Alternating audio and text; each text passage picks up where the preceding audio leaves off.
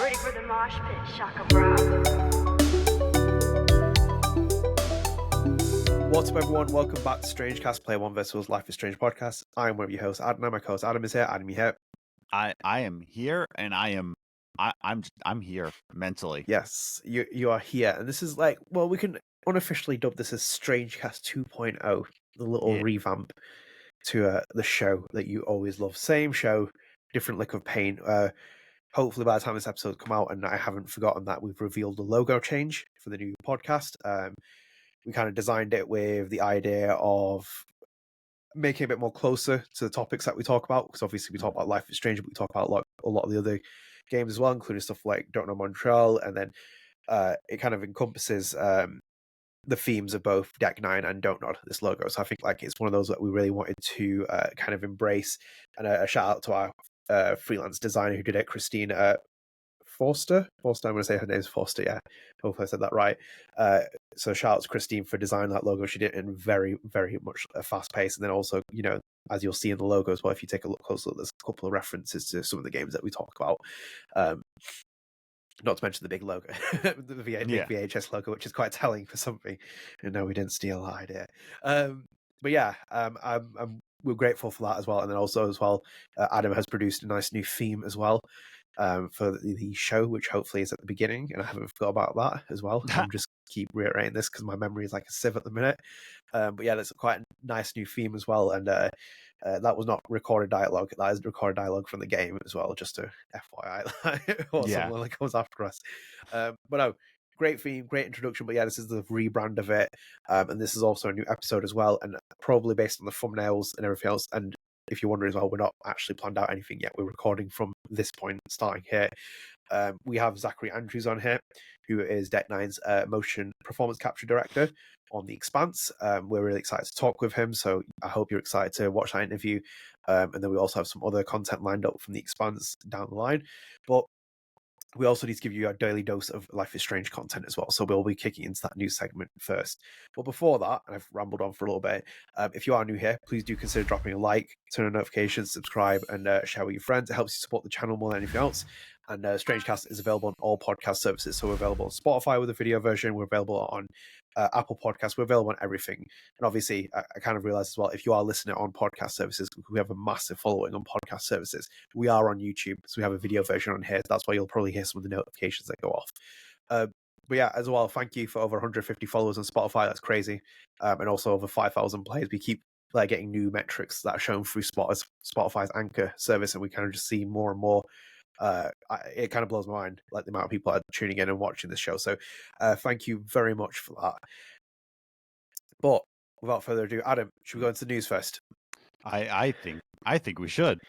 Yeah, I'm excited to talk about this because I again, we don't know how long this episode is going to be. Like when we did the Stephan Frost interview for the last episode, it turned out to be over 2 hours, and it was like, oh damn!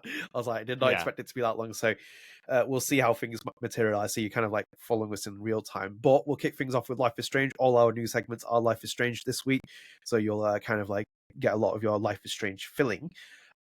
Kicking things off, I think we're getting more into more momentum for this topic, which is Life is Strange Forget Me Not. Has got more content coming out in terms of issues number 2. Titan has revealed the first exclusive look at the cover art. Yes. So I'm going to AIPT website, and they put Life is Strange Forget Me Not 2, which will be obviously the follow-up from the December release, I believe, of the original Life is Strange Forget Me Not volume. This one comes out in January 10th, 2024. It'll be $4.99. Obviously, Zoe Forragod is the writer, Claudia Leonardi is the artist, colorist is Andrea Izio, and there's also 3 variant covers we've got revealed in this. So I can't show them on video for whatever reason, but you can look at them online. So we have cover A, which is by Alice Miachli, I'm going to say. This is a photo of Alex and Steph on the front cover, joined quite together. Flowers behind Alex. Sorry, I'm not very good at describing things. Flowers behind Alex, something shooting out of her hands. Quite the interesting image, I would say that. And then Zoe Forragod, who is the writer on the actual Forget Me Not series, is doing her own cover variant. She did this with, I believe she's done it with the first issue, a cover that she's done with Alex, where she's got the flowers because it's very aesthetically done. But this is of Kate Marsh. So I think like the reveal is now coming a bit more forward. And also, FYI, because I commented on the last video as well that we did for StrangeCast, we realized the Kate Marsh reference afterwards. Like we finally plucked that out. As soon as we stopped recording, I was making the custom graphic for Instagram, took the screenshot of Alex with all the text in the background, and then at that point I started zooming in because I was like, "Oh, what's the text say?" It says Kate Marsh is dead, and I'm like, "Oh my god!" I'm like, "Oh my god!" I'm like, I can't believe like completely. And I said it to Adam. Was like, "Oh my god!" I was like, "I cannot believe that." So we have another one from Zoe Foregood, which I really like, by the way. I'll just put that as an FYI to start with. And then we have one more, and oh my god, my screen has just like literally flipped.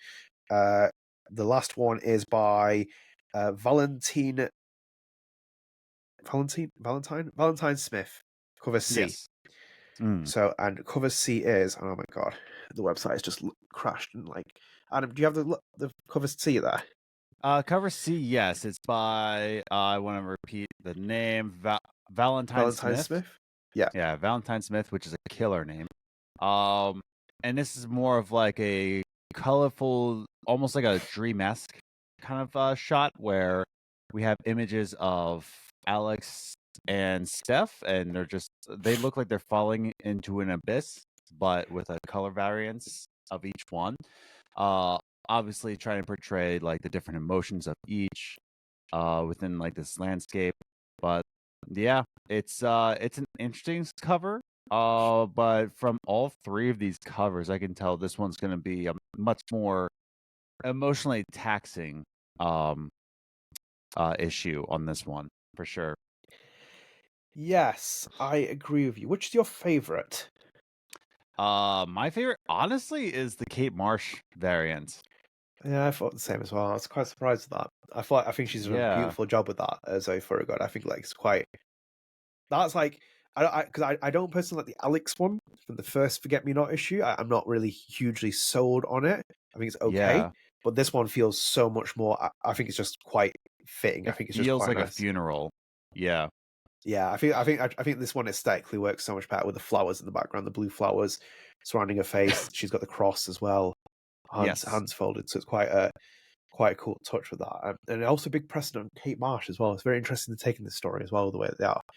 Forget Me Not putting focus on Kate Marsh of all people as well. But it'll be interesting to see how they work her into the story as well. Like, it's going to be quite interesting to see where her placement is. I like all of them. I think they're quite cool in themselves. I think like cover C from Valentine is very like hipstery and like it's quite out there. It's something quite different. That's an interesting one. And then the first one as well. The first one's quite it is interesting. I like that the interesting style of drawing that these artists have, like their own ways of depicting things. So if you go to like cover A by Alice, and you see like the way that she draws Alex's face specifically, and then you go to cover C and you see Valentine's way that she draws Alex, looks so different just by facially, but it's quite fitting in the aesthetic that they put in there. No, nonetheless, I'm excited because then we now have like a date for the second. This is a second issue of volume. I don't know how. God, Emma Vicelli tried to explain this to me, and like flew right over my head, like the way the systems work in terms of the comic runs. But I'll say this is like issue 2 or whatever it is. It's $4.99, so it's gonna. We've got quite a lot of this to follow through into 2024. We kick off in late 2023 with the first issue, and then we kind of go straight through into 2024 with more Forget Me Not. So I'm excited. I'm excited to learn more about it. I'm excited to give it a chance. Maybe I will warm up to it a bit more. I have very strong feelings about True Color Search. As I've always reiterated many times, I don't hate it. I just think it's a lot of things I leave questioning it in certain ways. But I'm excited to see what we see in this series. I'm excited to see, hopefully, a lot of like cameos. I love the little cameos that appeared in the Vicelli comic series run. And yeah, I'm quite excited to see Kate Marsh taking very much a big center place in the story, because like one of the things that Vicelli told me when I spoke to her in that interview, she was like, when they draw like characters, she's like, we draw Alex, we draw like Rachel, Max, Chloe in a certain kind of way, because obviously if you see someone on the shelf, you kind of like, oh, that's Life is Strange. And obviously we're not going to draw Max completely different. Like she looks a little bit different in the comic series, but she still looks like Max per se. So it'd be interesting to see how the kind of like positioning Kate Marsh is in the story, because Kate Marsh is a character in Life is Strange which people like and is popular, but not necessarily like Alex popular or Steph popular per se in terms of like the kind of casual appeal. So nonetheless, very excited to see this. Anything else, Adam? No, I just think that a little small side rant is that artists need to do what their style is. Stop fighting artists for saying it's just like, oh, why can't you do it this style? Blah blah blah. As you can see from all these variant arts, each artist has a different style. Let an artist just be an artist. Shut up, sit down, eat your Doritos, and like get out of the comment section. I don't know. I'm angry. I hate when people like do like the whole like couch quarterback thing of like, well, what I would do is like, then do it. Ah, Do you know? Do you know what? Like you said that because like I saw someone, I can't remember where it was from, but it was like as Life is Strange fan. They had like pretty much all the issues in like shelves. They had like a shelf built with like all the issues like stacked up, like running aside, like not just the volumes, but like these separate individual issues with all the cover areas, and it yeah, looks so cool just to see that photo. And it's like the way that they're like all designed in different kind of ways, where you had like yeah, a Leonardo, a Claudia Leonardi art, or you had even a Emma Vicelli style one, or you had this kind of person one. You had like different variations from all these different artists who've been commissioned to work on it. So it is quite cool, and like I like the fact that you can basically. I would love to, like, for example, if I still collected comics and like was quite a lot younger, etc., that I could go into the store and see these free comics. And I'm like, ooh, I'm like, which one do I pick? And it's like, which one do I gravitate towards the most? Because I yeah, think like I would go for the second one, which is Zoe Thorogood's, but it's like at the same time I'd be looking at the other ones thinking, maybe I want that one instead. yeah. I don't know. Just artists have their styles, and some will gravitate to a style. Some people will gravitate away from a style. Some will gravitate towards Castigarden, and other people are wrong. There it But is. it is what it is. There it is. Anyway, we'll be keeping on top of things with Life is Strange Forget Me Not, so do not worry, we'll be following that all the way through 2023 and 2024, hopefully. Next piece of news, which will be a bit of a throwback here.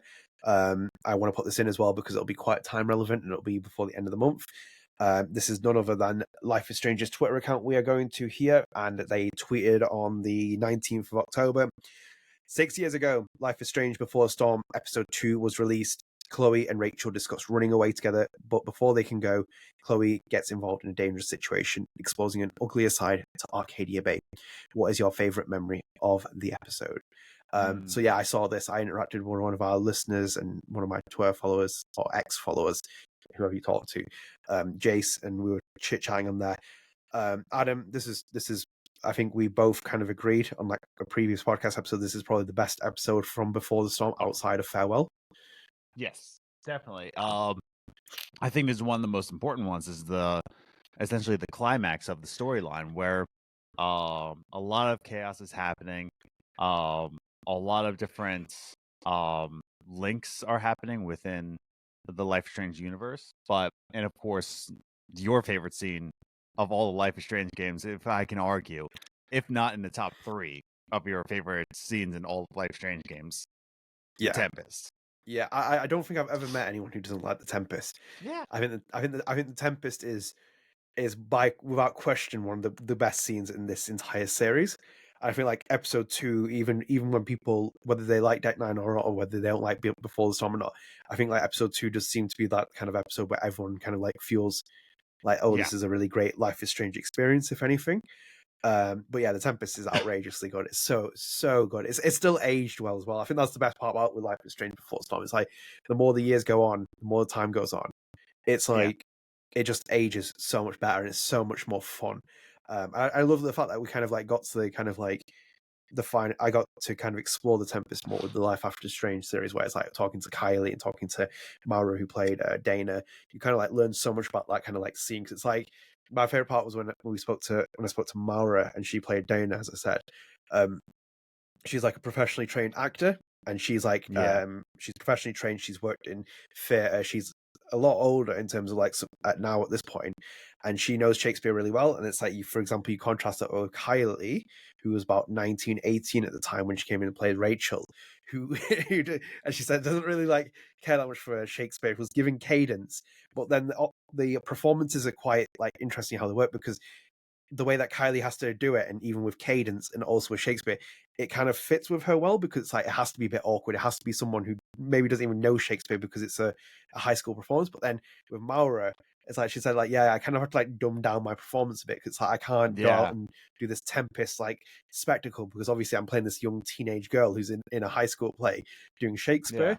So it's quite interesting, the contrast of that and how things work out as well. But yeah, it's just, generally speaking, it's such a good episode. I had so much, like, it just is so well balanced in terms of like in this. I'd never liked the 3-episode structure for Before the Storm. I wish that BTS would have had 5 episodes now. In hindsight, I think it just needed 5 episodes as well. Yeah, they could have really capitalized on things.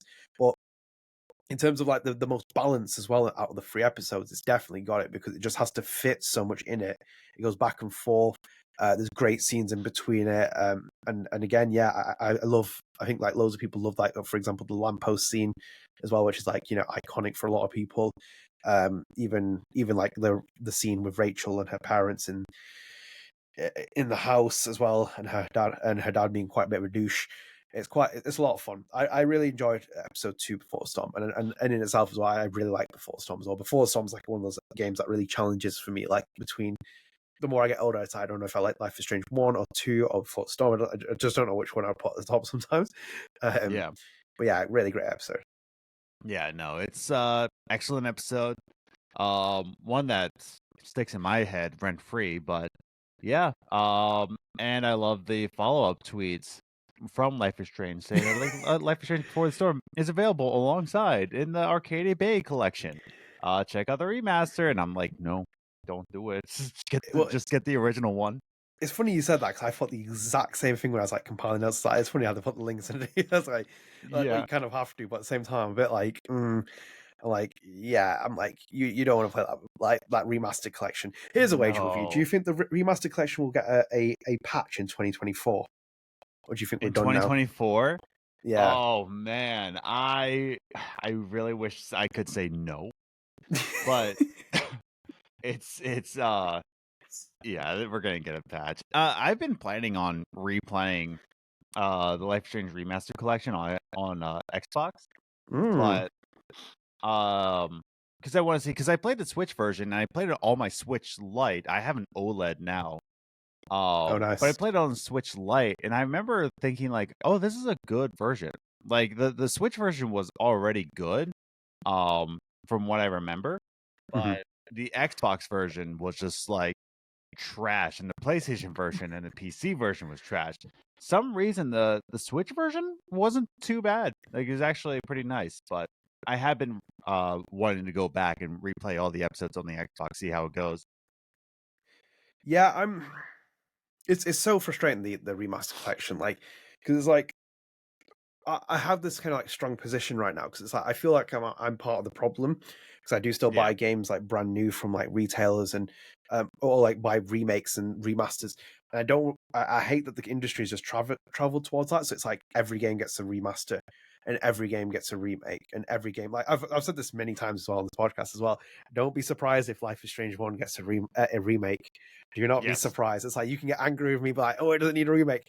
Not a lot of things need a remake, but they do get remakes. That's the problem with the society that we live in. It's like things just get remade now because they make money. And I will 100% put my entire foot down here and say that game will get remade as well at some point. It's going to happen as well, because there'll be a big cash incentive for Square Enix to do that. Oh god. But yeah, it's like the remaster collection is like such a shame, because like they really did refine a lot with the lip syncing. Like, it really did look a lot better with the game that we were playing. Sorry, like completely mistrailed thought there. It looked so much better, Life is Strange Remastered Collection, in terms of like the lip syncing, but then the visual upgrades started affecting the art in like the Don't Nod game, for example. There were like all those other little issues that happened, including some of the scenes that were changed or added, etc. And it was kind of like, why is this even happening? So yeah, I'm kind of a little bit torn overall, really, on that game. I wish to fix it, and then I think in its full state, then I kind of would recommend it. You know what I mean? Yeah, because I'm seeing if it's even on sale at this point, and it's just not. The remastered collection is $40. Now I'm just like, even at 40, it's just like, I would have to replay it again just to be like, is it patched enough for you to get it for $40? I will replay it soon. I'm just still making music and playing Zelda right now, so It's funny. It's funny you mentioned the patches as well, because that'll be that is the case with Spider-Man at the minute, which I've been playing excessively. And like that you've game, been playing Spider-Man 2? that was my Nice. spread the arts, but we'll come on to that. Oh, But there's like bugs and stuff, and it's like I have like a big issue now with games at the minute and the way they come out. Like that game came out with a 37 gigabyte download at launch. 37 gigabytes of launch. God. Yeah. Dang. Like I'm in that position now, and I don't know if anyone agrees with me, and you can like let me know. So I would happily like give up the opportunity to play like a Horizon Zero Dawn or Horizon Forbidden West, which is like a 300-400 million budget, and rather buy a game like buy 15 games a year, which is the same style and substance as a PS2 game, which is visually upgraded, smaller, narrative driven, and pay a respectable price for it and not have a million different bugs and issues with it. It seems to be like every game. Like can you name me as well? And no game's flawless as well. No game is flawless in any way, shape, or form. Can you name me the last game that you really played, which has like not got a load of bugs in it, or you experienced quite a few bugs at least, or visibly noticed them? Or like no bugs at all? Like visibly, like they kind of affected you, and you kept seeing them here and there.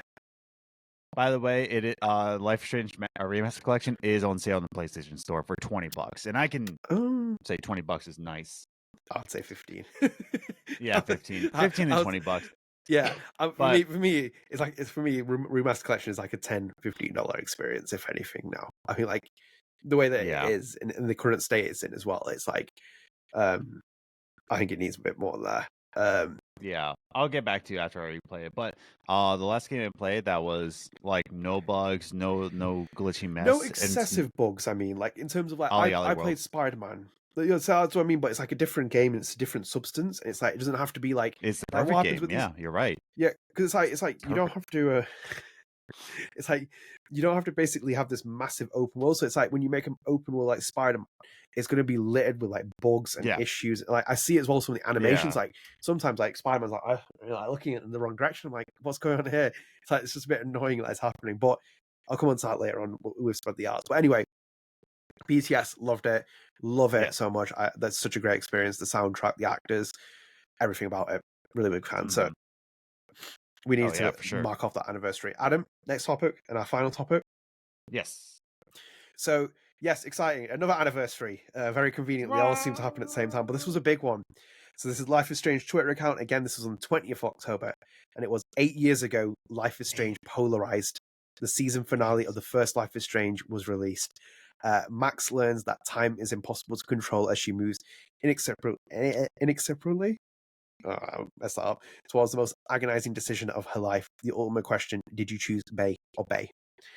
So yeah, this was 8 years ago. Technically, the first episode turns 9 years old in January as well, of January 2024. So that will make you feel even older. But yeah, we're 8 years on from episode 5, Polarized, being released on Life is Strange. Again, another one that we talked about. We did that on that episode when we talked about the before. So did we re-record that? Or did we not? I can't remember at this point. I think we did one where we ranked the episodes, but then that was lost. And I think we did one where it was like based on the episodes I had reviewed. And this was one of the episodes I did review. I didn't review BTS, but I reviewed this. This was the season finale. So I remember finishing this. This was provided to me at the time via Square Enix and a review code when I was reviewing it for Hardcore Gamer. I believe this got a very strong 4.5, I think it was. There was a very common theme for me, that 4.5, not 5. But yeah, this was an interesting episode. I always feel quite should I say polarized when I go back and play it. We'd probably drop like 3 or 4 listeners. I would turn off the podcast personally if someone said that. Yeah. But no, it was an interesting episode 5, Polarized. I still don't know how I feel about it sometimes. Like it has some great scenes in it. So for example, I love like the kind of like the nightmare sequence with Max, where you kind of sneak around. It's like all the crazy stuff that happens in between that. Obviously, Adam. We can't talk about the stuff with. We have to talk about the stuff. Sorry, with Dave Madsen and his terrible fighting against Jefferson, and when he gets shot, I think he deserves that repeatedly when we watch it. Yes. That is so Yes. that is aged so well. It's like, all the way it's like Max. She's like David, get the gun. He's like, I'm on it, Max. He gets I'm on it, shot. Max. It's like the gun. It's like, I'm on it. It's like, are you sure? Do you know what the worst one is in that scene? Is when he kicks the table. Yeah. And he like does the most pathetic kick I've ever seen, and he gets shot, and I'm like, you deserve that, Dave. And like every time I play it, like I know it's the cable, right? And I'm just like, can I look at the cable yet? Can I look at the cable? It's the cable. And I'm like, I have to get him shot this many times just to look at the cable. Do you know what? I forget that though. I remember when I played the remastered collection, I kept wondering, I was like, what have I done wrong here? I was like, what did I keep doing wrong here? I was like, I must be like not looking at something, but I completely forgot it's the fact that you have to wait for it to eventually get to whichever point it is for it to happen. But no, this episode is quite the something, because like everything happens at the same time. I think its pacing is quite okay, to be honest. I think like in hindsight, I think like I'm quite happy with the pacing. Like a lot of the scenes happen with we even have a nice little cameo as well in this one as well from our lovely Don't Know Entertainment director Michelle Coe. He's in the gallery, as you'll see as well. Do you know what as well? I remember that. So here's a funny story. I remember playing that first time when I was doing the review, and I remember going up to him as well in gallery. I was like, is that Michelle? Is that Michelle? I've seen loads of interviews. I'm like, it must be Michelle, or either that, or like some of the Don't Know guys have thought it'd be quite hilarious to put someone eerily similar to like him. And then I remember it came out afterwards, and like a couple of months like I think not too long after, I kind of like tweeted at him saying like this, and he never replied. And then it's like only I think it was like a couple of months ago where he like said something about it, and then you typed me. I was like yes. I was like, there it is. I was like, it is him. So yeah, that was quite. I love the little gallery scene. I love that basically we're now in the position where we just jump through time in the episode. It's like back and forth. We kind of see the full distortion of the timeline that's happened through Max and Chloe's story here, and obviously the culmination of the final choice as well, which I think is probably is probably the best decision in any episodic game, I would say. Really, is there anything that you could think that would rival it? No. No, that's a good question. I don't think there's anything up there. Like the only thing I could really say that would rival it would be the Lee and Clementine scenario in The Walking Dead season 1. Why I'm not spoiling this, unfortunately. I feel like you've had enough time to play this by now. But I think that would have more. I think that would have more urgency if there was like a fact of like he could still live beyond that. I think that the kind of thing why like putting him out. Why didn't I think of that? I don't know why, but I was only thinking of like the Mass Effect ending, the ending to Mass Effect 3. And I was like, man, that's a sense of urgency. Which color do I pick? It's like, yeah, no, I don't. Like in terms of like an episodic game or just any ending. I was of talking any like game. Episodic mainly. Yeah, that's what I was thinking of, like an episodic game, and I can't really picture any.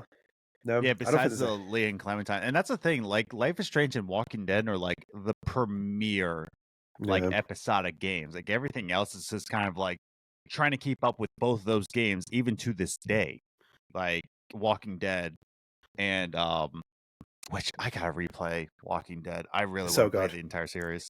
You know, just for a fun fact, I have platinum that game in the North American version, the English version, the Walking Dead collection. I even imported it from Japan to play it and get a platinum. And do you know what as well? It wasn't even for the platinum as well. I just played them as general because I enjoyed the first season of The Walking Dead so much. I think it's genuinely seminal. I think if like I've never played it, I'm like that is a game which I think loads of people. I love those scenes, man. I love, for example, and this is a spoiler again coming to it. I love in season 4 where Clem like has that flashback and she's on the train and you hear Lee's voice. Yeah. Like, hey, and I'm like, oh my god, it hits me every single time. I love that moment. And I love that those characters kind of came into that Walking Dead universe. And I wish as well, because I watched the TV show for the longest time and then eventually faded off. I wish they would have like had them in there in some kind of like little reference. That would have been such a cool moment to see it, like we see a medium jump to another medium, that kind of way. But yeah, The Walking Dead is great. Go and watch it. But anyway, back onto Life is Strange as well. Yeah, the ending is quite is up there. You know, this was like the definitive peak ending. There's no right or wrong answers. People have told me, even though there is a right and wrong answer. Yes, but like, you know, I think like for me, it's always, you know, it's always the Max and Chloe story ends the way that it should do. It's like they are together, that you destroy the town, and that's the ending of it, and that is not a spoiler. You're like, it's spoiled now. Yeah, we don't do spoilers in Life is Strange, Cat. But like that is the weaker ending, even though I do like it as well. I love like in the remastered collection watching about there's that scene where like, you know, Chloe puts a hand on Max's shoulder when they're in the car and they're watching Arcadia Bay and then, you know, they drive off. I love the little touch of it. But the ending and the best ending, and probably even one of the best endings in episodic gaming, is the you sacrifice Chloe. And it's like you see the funeral scene as well. And that plays out, and I love the little like, you know, butterfly landing on the coffin. Oh, it's so beautiful. Even though we had a little bit of controversy as well last year with the remastered collection, I believe it was the year before, with her crying. And Michelle had given his thoughts on them adding that. I think I was very much agreeing with him. I think it just didn't really add anything to the game at that point. Like, there's no reason for Max to cry as well. But yeah, nonetheless, this was such a special kind of like episode as well. I'd spoken to Hannah Tell prior to this episode. It was the first time I had ever spoken to Hannah Tell prior to this. And I was very unfortunate not to get the first interview with her. I interviewed her a while back, but then delays of getting it out. But yeah, it was quite cool, and we'd briefly spoken just before this episode had come out and learned about things in the story. And this was at the time, by the way, as well, where Square Enix had not given anywhere near as much credit was like to the series, because like I just interviewed Hannah, and like no one from their PR team and no one had interview involvement. She could have said anything at that point. It was like nowhere near hands on deck. Like you look at the stuff that they do with True Colors, with like where Katie or I think it was a Mallory and like, you know, Erika were like sent on like, you know, places to media rounds and stuff. It was like a bit more kind of like trained on with the Square Enix team, but it's like this was like completely different. Like it didn't really hit Square Enix until like the later stages of it. But yeah, I was really keen on Polarized. I think it was a really great episode. There's even the little moments as well. I think like even when you like tell Frank about Rachel, and it's like, oh, that's actually quite nice. Like, you know, little nice scene in between things. But culmination, yeah, it's a very strong episode. It's like a good 4 out of 5 easily. No, very fond memories. Happy birthday. You are unmatched. Yeah, it is something. Do you know what? Speaking of Don't Nod as well, Adam, I was going to include this as show notes, but I didn't know how long we'd be running this podcast for. The second section. I didn't want to bore you as well. I was looking at something. So Don't Nod had done their half year release of their results. So the 2023 half year results. So they kind of like gave up a little bit of details. And obviously, if you ever look at their finances and stuff, it's the most driest subject ever. But with publishers and developers, you learn a lot more. So obviously, like one of the key points was that the strong lineup with 6 upcoming games for 2024, 2025 has been reported from Don't Nod. And then on top of that, there was a section here which I wanted to flag with you. So this is from their business that it put here.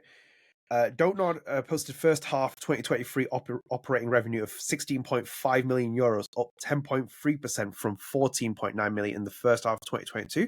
This performance was driven by, and this is the main takeaway, a 28.2% increase in sales, boosted by the back catalog's robust performance, Vampire and Life is Strange license, and the contribution of Harmony, The Fall of Revier, released in June. So like they basically had a big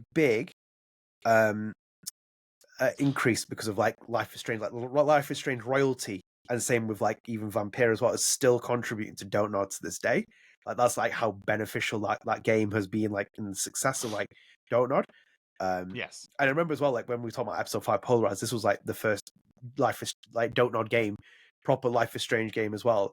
And this was after a period of like when that studio went through hell and back because of Remember Me and the financial like repercussions that came about because of it. But yeah, it was interesting. Like the press release is really boring. If you want to go read it. But it'll give you a bit more insight to Don't Nod, because like even obviously they mentioned in here Banishes has been delayed, and we talked about it in the last episode. But in there as well, they put development revenues down 33.4%, as reflecting the completed development of Banishes, Ghost of New Eden. So it's like they're giving you quite like big insight, and they're expecting quite a lot of money as well. I think the next 2 years as well, because you know their flagship line of games is coming out. So I did want to flag that and put it as well here, backed by a rich pipeline of 8 original creations, including 5 self-published games. Don't Know confirms its status as a developer and publisher in the worldwide video game ecosystem. So, yeah. Nonetheless, I wanted to flag that because I thought it was quite interesting. And they also put here as well, actually, Adam, I wanted to tell you one more thing. This was about Don't Know. I should really have made notes on this before the podcast, but as you can see with the podcast, we are not as efficient. By the way, Gerda on the Switch is on sale for $10 until, well, actually, wait. Yes, until November 1st. So you're listening to this and you haven't bought Gerda, it's on sale for $10. Oh, what a lovely plug. Yes. Have you picked it up? I have not. I was just like doing the whole this guy thumbs. Like, I haven't picked it up. On sale for $10. That's not bad. That's not bad. So I can't find the line in. The Moonstand bundle is still for $23.38, but $10 for the base game. Let's go. Hey. So I can't find the exact line in here because I was reading about it, but it said basically that Don't Nod's aim is to basically release 2 games per year. Yes. With this current line of games. So obviously, like, when we saw all the stuff that happened with like Harmony, and we saw like Banishes, and like they were kind of like starting to like roll out games. Basically, their aim is to launch 2 games per year at this point with a strong pipeline of games.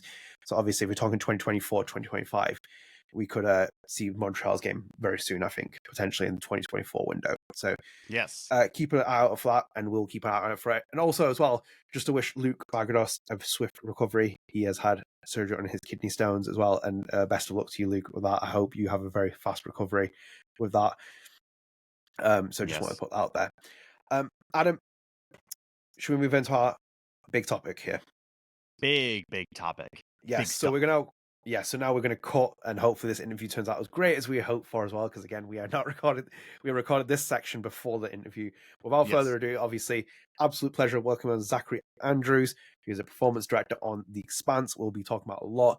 I will say that there will be probably spoilers in here, and this will probably be our last big episode where we focus on The Expanse. We do have another big Expanse thing coming up very soon, but I think that'll be YouTube only mainly. I think we'll start kind of reverting StrangeCast back into a different direction. But either way, stay tuned, watch this section. I hope you're excited to hear our conversation with Zachary Andrews as much as we are as well. So without further ado, here's the interview. Okay, so we're cutting to this segment now. We obviously we've already recorded out other segments as well. We were wondering as well, Zach, if you were going to turn up or not at first, so we were a little bit worried. But you are here, as we've spoken about before in this podcast, in our probably thumbnail, our title. We have the absolute privilege of welcoming on Zachary Andrews, who was performance director on The Expanse for Deck 9. Zach, how are you? I'm doing great. It's a pleasure to be here, and I like geeking out about games, so this is fun. Yes, sir. Oh, perfect. So yeah, we obviously had the pleasure of speaking to Frost for the last episode, and also referred to you as Zandrews. You've had we've spoken to Erika Mori, who's been on this podcast multiple times for Life is Strange and The Expanse. I kind of wanted to kick things off with her first because like it's kind of a good starting point for any of our conversations because we've known her from Life is Strange. You're a performance director and you got to work with her, and I've always kind of found Erika to be quite the interesting subject. In terms of we have like corporate Erika Mori. That's a polite way of saying it. Well, she is, because it's like, you know, I always say is that my first impression of Erika, I first met her was through like Web had like vouched for me to like kind of get an email to her, and I did an interview with her, and when I sat on the call, I was like I can't read this person. She's like, is she as stern as she looks? Is she so casual? And then she's dropping F-bombs 15 minutes into my interview. And I'm like, hang on a minute. I'm like, Erika Mori is completely different from what I expected. But you got to work with her, and she's kind of been a staple for Deck 9 in terms of Life is Strange. But I wanted to know, what was your experience like working with her on this project? Well, so as not to bury the lead, we're engaged to be married now.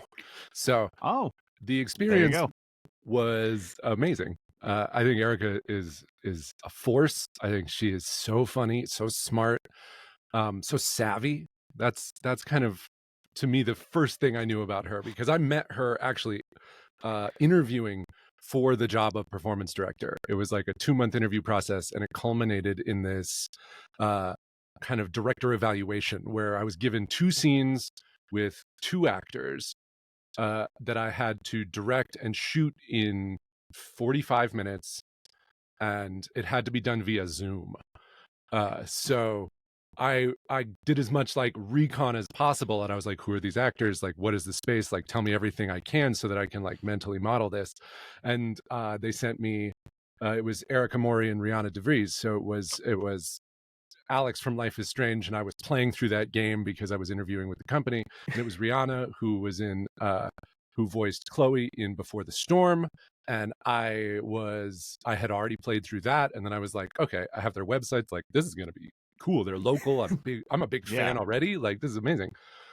So yeah, did this evaluation where I was giving Erika, I was like circumstancing this scene with her, and then giving them this like, okay, action, let's see it, and giving notes, and she was so good, like take one, and then also was like really keen, really game to take these notes, and I was like, I'll work with this person all day.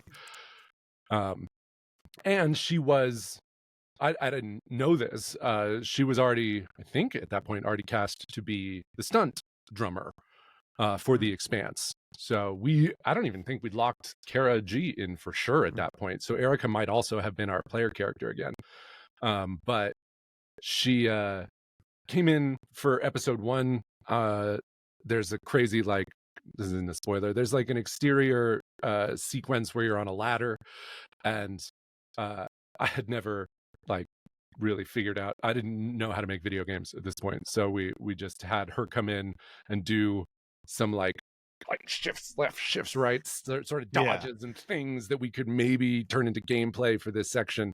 And she was not only so good, but she's wearing like 40 grand worth of gear on her while I'm asking her to do this stuff that, again, like 2 months on the job, I'm like, I don't know what's possible. I don't know. So watching her, especially with that face helmet, because it like sits a foot in front of you, like right in front of your face, like you have to be so careful with how you move. And I didn't realize that I was asking her to do something so advanced until I watched her do it with such skill, and I was like, holy shit. So yeah, we then worked together for the rest of that game, and like kind of just fell in love with each other, I guess. I mean, I'm skipping some middle parts. She made us keep things incredibly professional, like nowhere near Deck 9 were we anything other than like friends and colleagues. But it was, over the course of the year of making that game, and then once we were out of production, we could sort of really see what kind of connection there was, and now we're engaged. So congrats. That's that story. That's the answer to that first question. Yeah. Well, congrats, Zach, as well for that. That's quite both the achievement on both fronts of working with Erika and also getting engaged. Can we pry into you a little bit here and ask how your engagement went, the planning of it and the stages, and how you prepared for it? Because, like, as I said, like, Erika scares me sometimes because like I can't read it. But like, you decided to pop the question, but yeah, how did you kind of come to that, and what was it like? I mean, we started talking about marriage like once we knew we were serious about each other. I think we're both have older and have been in relationships before, and there's very quick, like, you pass through these gates, like, you're good, so we can get serious fast. And then it was about figuring out like, did we really want to kind of build the same sort of life together? And the answer kept being yes and yes and yes. And so at some point I went, she had met my parents, and she is the most charming person in the world with parents. Like, my parents adored her from the first moment. My mom texted me, vivacious exclamation point. And so I went to them and was like, I think this is a woman I want to marry. And I got an heirloom diamond that was my dad's mom's ring. I took Erika ring shopping because there was not a chance that I was going to buy her a ring that she didn't vet and approve first. And then what was great was then you have to kind of let it go for a while. You're like, okay, well, this thing exists, but now what are we going to do with it? And so I planned us a getaway not even with this specific purpose in mind. We just needed a break, and we first kind of had our first getaway a year prior at a place called the Broadmoor, which is a really nice like 5-star hotel in Colorado Springs, like close enough to be a weekend getaway, but far enough away that it feels like a whole other world. And I was able to get the ring a day before we left. And so we were at this Broadmoor. It's got this lake with this lovely path going through it, and there's a park bench there, and Erika and I sat, and a year prior had talked about getting married and sort of pondered whether or not anyone had ever been proposed to on this bench before. And so a year later, it took us back to that bench, and it's just the Broadmoor's kind of a party, especially on the weekends. Like there's just sort of nice bars everywhere, so there's constantly drunk people just kind of wandering the premises. And so I kept my head on a swivel as we talked until I was like, I think there's 90 seconds where nobody's going to come by and ruin this. And I popped the question, and she said yes really fast. And I was like, okay, it's really dark, please don't drop this ring, so let's move together to a bright spot and see how it looks. Oh, that's wonderful.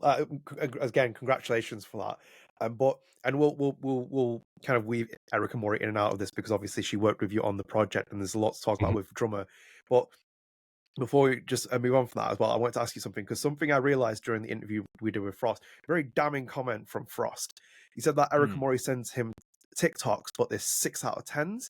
Now, obviously, you're engaged with Erika Mori. I feel like you're going to be like, on a bit of a balance poll of answer. Does she send you TikToks, and where would you rate them on a scale of 1 to 10?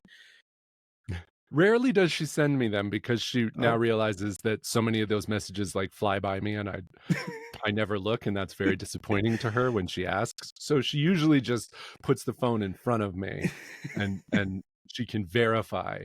I would like to think that she's like vetting these through me, like how funny do I find them before she sends them to Frost, but she doesn't. Frost says that he is dead inside. I assume he said it to you. He kind of leads with that. But he does, I have seen things make him laugh, specifically like cackle. And I think that's what she's always going for. So the 6 out of 10s probably got a like from Frost. Which is not nothing, but and I get it from him all the time. But she's going for the cackle. Usually it involves some sort of like sudden, I don't know, hurt to people, a form tackle or a fall. I was gonna say, what memes work for you personally? Like, what are like your top 3 right now? Oh man, I don't know. They fly through my head and fly right out. Like, to me, the height of comedy is somebody standing in a doorway and somebody comes in from the side and like form tackles them out, leaving nothing but an empty door frame behind. Like, oh my God, that's so funny. That's so specific. But it's so universal. It's just the hit you never saw coming. Yeah. Well, I can take that. Yeah. Like I was going to say, it's like right now my obsession is that cat that goes, huh? Oh. For me, there was like a kid that is like, I'm gonna prove I can chug a LaCroix, and he like chugs it, and he's like, and then he's like, what's going on? And then he's like panics, turns around, and runs straight into a garage door, and like falls out of frame, and that is another iteration of being form tackled out of a doorway. I just, oh my God. You know what I'm saying? So specific. I mean, whatever works, whatever brings you joy in life, but I've never heard something so specific in terms of memes. I mean, I'm saying it's the height of comedy. There's a whole peak. This is just the funniest a thing can be. And then my humor works from there. So it's really about, I think Erika is looking for Frost's like peak of comedy. Yes. So she shops them. They don't have to be the perfect meme, but she's trying to get in the right aisle. See, when we talk to Frost and I mentioned that I'm a line cook, sometimes ham falls on the floor and he's like, man, sometimes when that slap of ham just hits the floor, that sound gets me. Like a slap of ham. Heard, got it. Just write and that I hear down. it, and it's funny. Your impressions of Frost were very good, Zach, as well, because like we got a lot of those during the show as well, like the little cackle and like even when he said like I am dead, like everything's dead to me. It's like, yeah, that's very Frost. It's very spot on for that. But as I said, we'll come back to Erika and we'll weave her in and out of the show because obviously there's a lot to talk about with the drummer, etc. But I want to start with you here now as well because we even when we spoke to Erika as well, we were like, and she mentioned I worked with Zachary Andrews, who's the performance director, and prior to the Expanse, I had like no idea half these people even worked at Deck Nine. So even like yourself, Frost, I was like, who are these people popping up? Because we've synonymously known Deck Nine as working on Life is Strange games more recently. And obviously, when the news was announced with Deck Nine working with Telltale and the Expanse, it was like, oh boy, it's like what an interesting collaboration this is. But you came into this project as the performance director. I've mainly known Deck Nine through Web Pickers Guild as a performance director on the Life is Strange projects. But we had spoken to Frosty, said like you turned up for your audition. They were like, wow, this guy's like come incredibly prepared with all his stuff, and he's like got all this like stuff set out for motion capture. But like, how did you get into video game development? Because I know you work in different fields as like a director, actor. You can do other things. But how did you become a performance director? How did you end up at Deck Nine of all places as well? There's a lot to that question. Yeah, I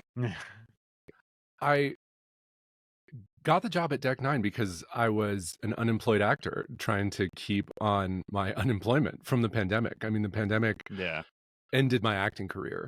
And so it was sort of, I was down to restart it and pick all that back up, but theater still isn't back the way it was.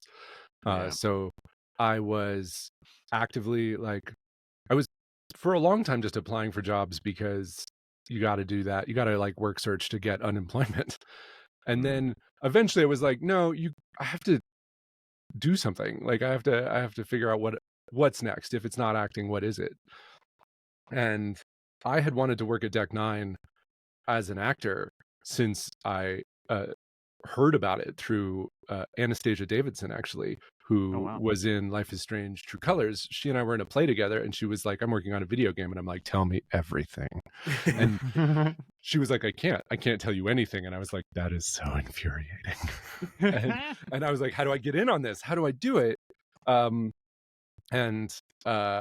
It was Sylvia Gregory casting that cast Life is Strange True Colors. Sylvia Gregory was the performance director for some of the remaster stuff, the Life is Strange remaster stuff.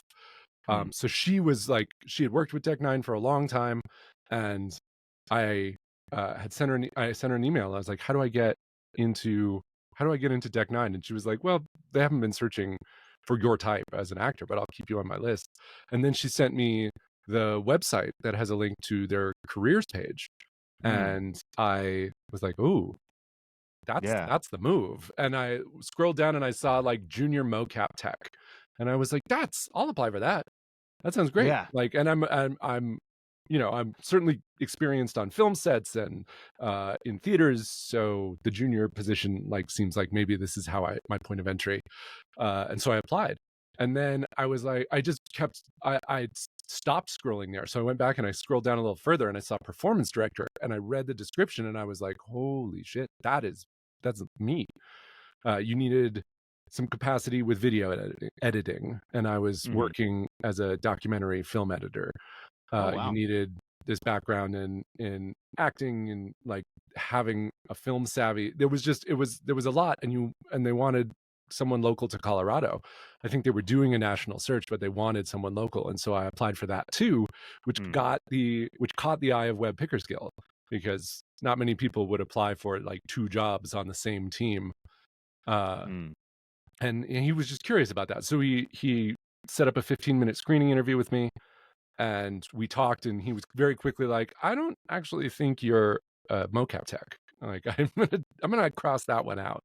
Yeah. And then we talked about acting, and I mentioned I had been in Los Angeles and studied the Meisner technique for 2 years, and that's a specific type of acting. I consider it like Erika loves the Meisner. Yeah. Oh my gosh.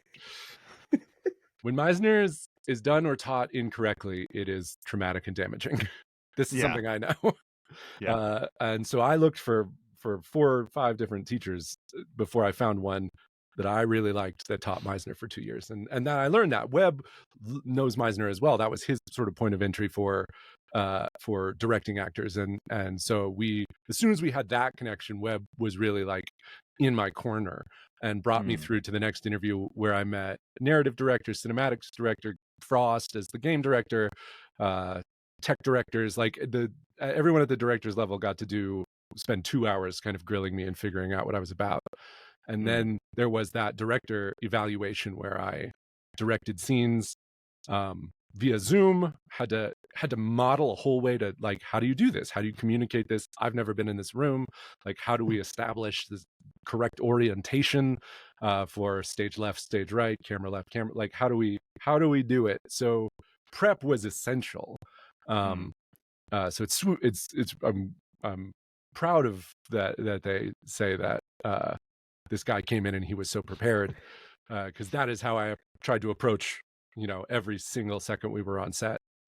And yeah, I got the job. I went outside. I jumped around a bunch. I quit grad school. I had just started grad school for a music composition for film and TV, and was like, I cannot do both. And then a week later, I started. That's wild. I mean, like, it's like, I don't want to say it's the polar opposite of how Frost like got his journey into Deck 9, but it's very similar in a way of just like searching and trying to get your roles and seeing where you fit in. You were jumping around with joy, but Frost also said a story where he got a job but went to his truck and said fuck like a million times. So it's just probably polar opposites on that way, but no, it's really cool. It's really like something to put in perspective that a lot of people will say that, like, oh, they just overnight success. No, there was a lot of process like going involved, Yeah, that there was a director level position open in the world of game dev that, like, I didn't demand game experience. Like, that's very unusual.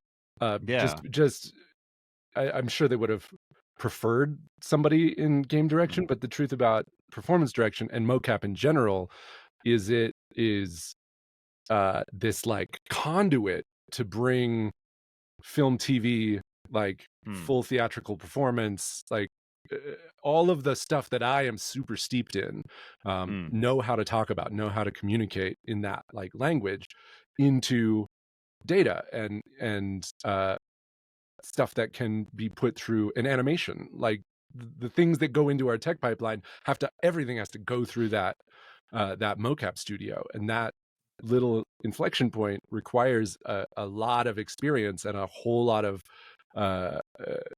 vocabulary for discussing things with audio, with cinematics, with narrative, with game direction, and with actors.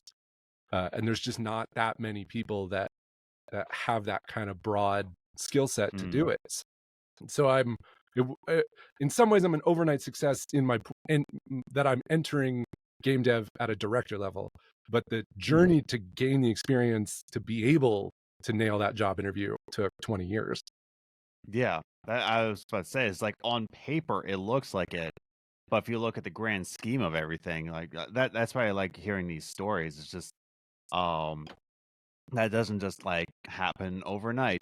Like I would love to get like pick your mind on something of just like recently in the whole arts field, whether it be music or acting or anything. It's very much an entrepreneurship. Like if you buy my course, you can be like overnight. You can go from 0 monthly listeners to 500,000 monthly listeners, and it's just like in every aspect of art, you have like courses to buy, and this is the secret success. When in all actuality, it's just putting yourself out there and kind of hoping for the best for years and years and sometimes decades. What are your thoughts on that? I think part of becoming a success in your field is to never stop being a student of it. So I like that there is such ubiquitous access to great minds in the form of like this is my masterclass and all that stuff.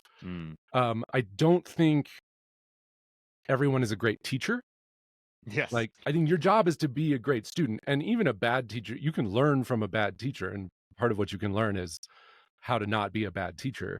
But I think there is this perpetual journey of like gaining experience, gaining knowledge, gaining understanding, like looking to the next plateau of like, how can I do this better? Or what skill set can I add? For me, it's like, it's Blender. Can I learn 3D modeling? Can I, I'm working now in the audio department. So I have now have such a, even after just 2-3 weeks of this, such a better understanding of, like what it's going to take to clean VO for the audio department. And I can hear things that I can fix on the volume next time I am in the position to be like shooting production for a game. Like I can do things that are going to save us time. And it's because I've been a student of everything that I kind of engage with in this. And so find your masterclass teacher that you like, and run with that, and or find the ones that you don't like and figure out why. And I think I went to grad school for acting. I never have stopped taking acting classes since I started. I find some way to just stay really close to it. So I've worked with dozens of acting teachers, and a bad acting teacher can really do damage to a student, even like offhand things. I know I'm on a tangent of a tangent, but like Go for it. I had a professor who, in undergrad, I was gonna, once I graduated, move to New York.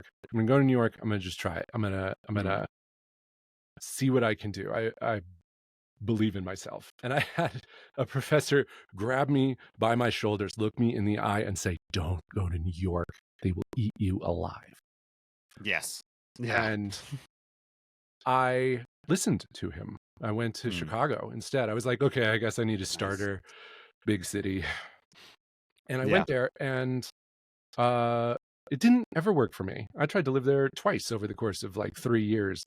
And part of it was I was just out of undergrad. I did not know what I wanted to do with my life. I didn't know how to get there. Theater degrees teach you a lot of things, but nothing about the business of the arts industry. So I went out knowing none of that, and got pretty run down pretty fast in Chicago. But went to New York. I've gone to New York. I've spent a lot of time there since. And it is nothing like Chicago. Not to me. No. And no, it's nothing alike. And New York would have worked for me. I don't know if it would have worked for me forever, but I know that it would not have eaten me alive. Right. I let myself believe that because a teacher said something to me so earnestly that it made me believe it. And that was a mistake of me, but also of my teacher. So I'm very sensitive to the fact that, especially for artists, especially for creatives, sensitive people who are putting their work out in a way that makes them vulnerable, you have to be a good teacher. I have to be a good director. When I'm working with actors, I have to understand what it is I'm putting them through. And that lets me, I think, continue. I'm continuing to learn and evolve constantly. So I think that's just a part of it. Is I've learned how to be a good student, and that I will be a perpetual student. I was even gonna ask if I can like get even more on that tangent. You said you had to restart basically in the pandemic. I don't mean to like age you, but like in a more of like, you don't have to have everything figured out by your 20s. How old were you when you had to like rethink where your career was gonna go? I had to do it several times. I moved to New York, or I moved to Los Angeles when I was 32. And I discovered very quickly that there was like there was more than a million. There's literally probably 1.5 million people in LA who are my exact type. Around my age, and they have years of network TV credits on their resume. I would never be in a position to win a role from them. My audition, it didn't matter how good I was. in the absence of a massive Twitter, Instagram, Twitch, TikTok following, I had no influence, and no, agents couldn't really sell me. I had to like rethink, what the hell am I going to do with myself in LA, because I can't be an actor here. I was going to be a headshot photographer and an actor until I realized everybody in LA is a headshot photographer and an actor. Yes. Yeah. And I actually started pivoting into video, like film. I started making short films. I started producing work, creating content, because what I saw in LA was a ton of people who wanted to like be in content. Everybody wants to be in something. The number of people who want to make something and are capable of doing it is a fraction. And they are in demand, even if there's not a lot of money for them starting out. So I was making videos for theater companies, helping promote their work, or I was gaining experience as a documentary maker because I was interviewing actors and artistic directors about shows and cutting together video packages to help them market things. And that was paying my rent. And in the meantime, I was like, okay, this is kind of what I want to do. Is I want to be a maker. I want to. I don't need acting. I love acting. I don't think I'm done acting, but it helped get me through 2 years. It helped pay for my Meisner training.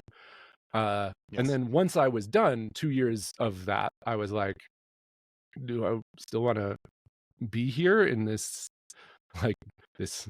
I remembered like Donald Trump won the election and everything in Santa Monica where I was living went stone silent. And like it felt like people were like scurrying from building to building. Like nobody wanted to be on the streets. Everything felt bad. And I was like, I think I need to get out of this target city in this state that's going to crumble into the sea. I want to go back to my family. I want to spend time. I was realizing that my path in LA was going to be a decade long to like gain the traction I needed. And in Colorado, I could probably do it faster and I could be with my family while that was going on. So I found that job, a place called Havy Pro Cinema.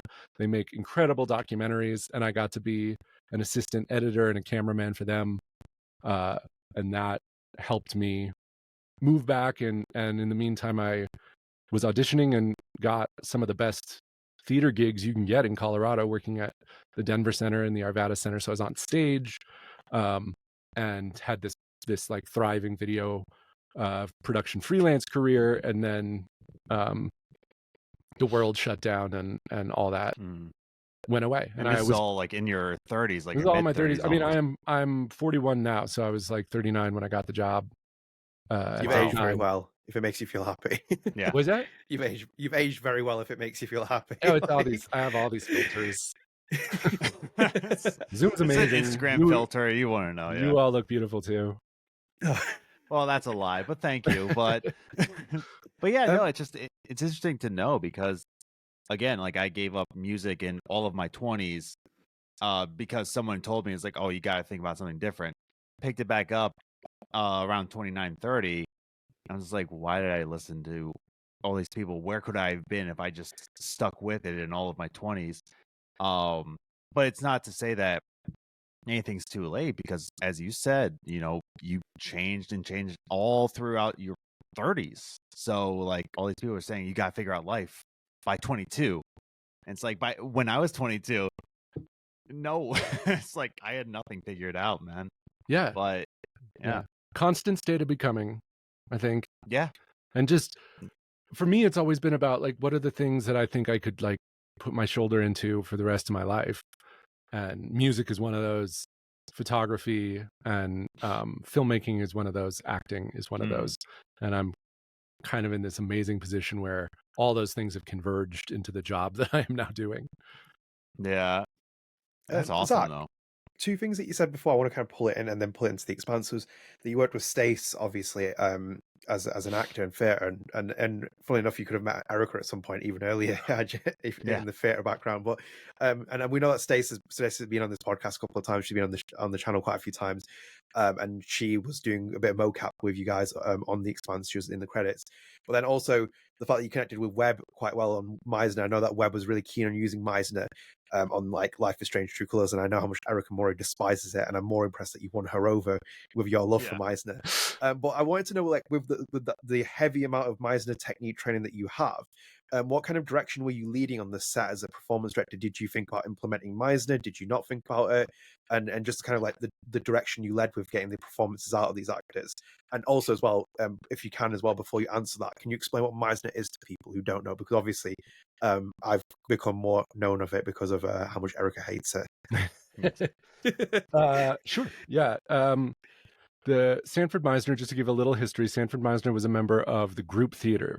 The Group Theater was sort of this pioneering theater company in the 1930s in upstate New York that took like post-melodramatic Russian acting technique. A dude named Konstantin Stanislavski wrote a bunch of books and went to, it was basically the godfather of modern acting technique. They took his books, hid themselves away, worked through them page by page, and parsed out and discussed what they thought he meant, applied that to plays that they wrote, staged, performed, and they were considered a revelation. Like the work that they brought, the connection to the text, the psychological realism of it, all of that was considered truly revolutionary. And we still kind of use that as the foundation for acting as we know it, because it really just is about how do I live truthfully in these imaginary circumstances. And there were a couple different groups that splintered out of this. Lee Strasberg came up with method acting. I'm sure you've heard of method acting. And yes, Jared Leto, that's his name, loves method acting. Yes, he says he does. He says he loves. He says he does. He says he loves method acting. He loves some version of it that he's applied to his understanding of it. That's not what method acting is. To be a interesting person, let's say. Yes. It's, I think method acting, Daniel Day-Lewis has acknowledged like his acting technique is batty and wayward, and people, it's not something to emulate. It's what he does. Sorry, by the way, as well, if you're just wondering as well, I asked Erika Mori once if she started method acting for Alex Chen. And I imagine on the call, she was like, who the fuck is this guy? Because like when I said it to her, she's like, who is even actually thinking of this kind of question? But no, continue. Just wanted to mention that. Yeah, sure. So, method acting is its own thing. It's sort of, I think everybody in acting has gone away from it for the most part.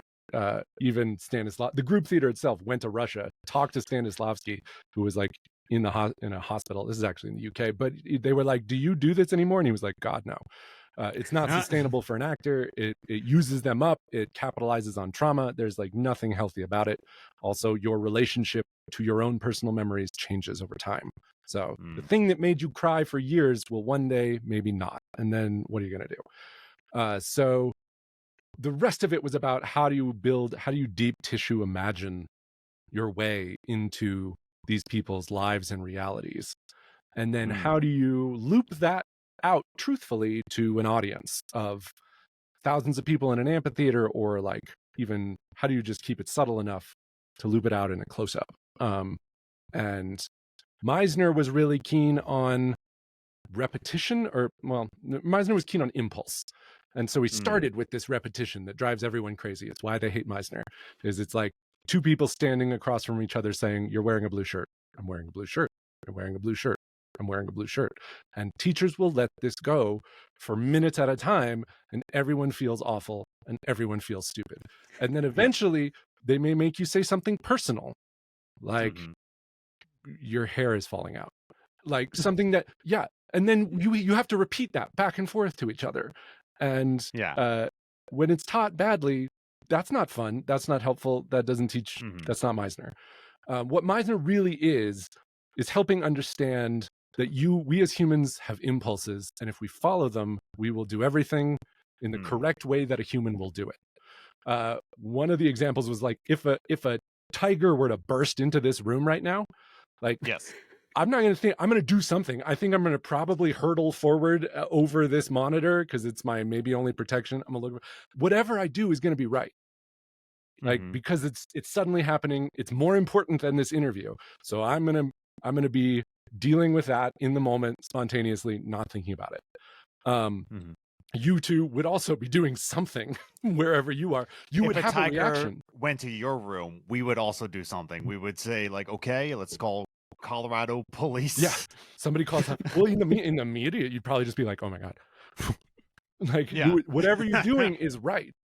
Like, it's, yes. So my go-to would be putting the tiger strip at the bottom, being like, "Our new guest is here." The tiger, while Zachary Andrews is like running off. It's hit that subscribe button. Hit that subscribe. It's good TV. So Meisner, I mean, that's the extreme example, but all Meisner is meant to do is load you up emotionally with the truth of this circumstance.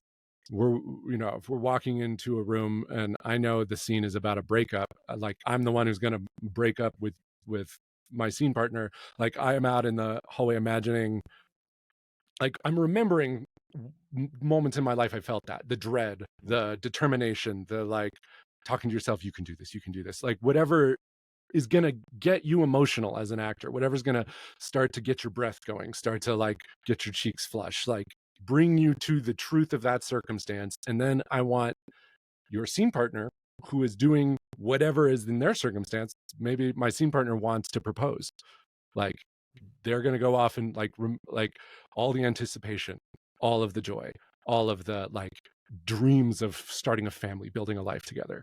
Like, yes, they're filled with that. And then we're going to crash these two circumstances into each other and see what happens. And in Meisner, there's a ton of improv in Meisner, which is part of why Erika hates it. Because in a Meisner class, this is not going to be scripted. It's gonna adhere to certain rules that are built out of that repetition that we started with way back in the day, about following impulse, about not asking questions, not being confused, not being glum. Like there's things that Meisner just doesn't let you do. So if we're staying in those guardrails and we're crashing these circumstances into each other, the scenes that happen are spontaneous and lively, and they're like snowflakes because they're never going to happen the same way twice.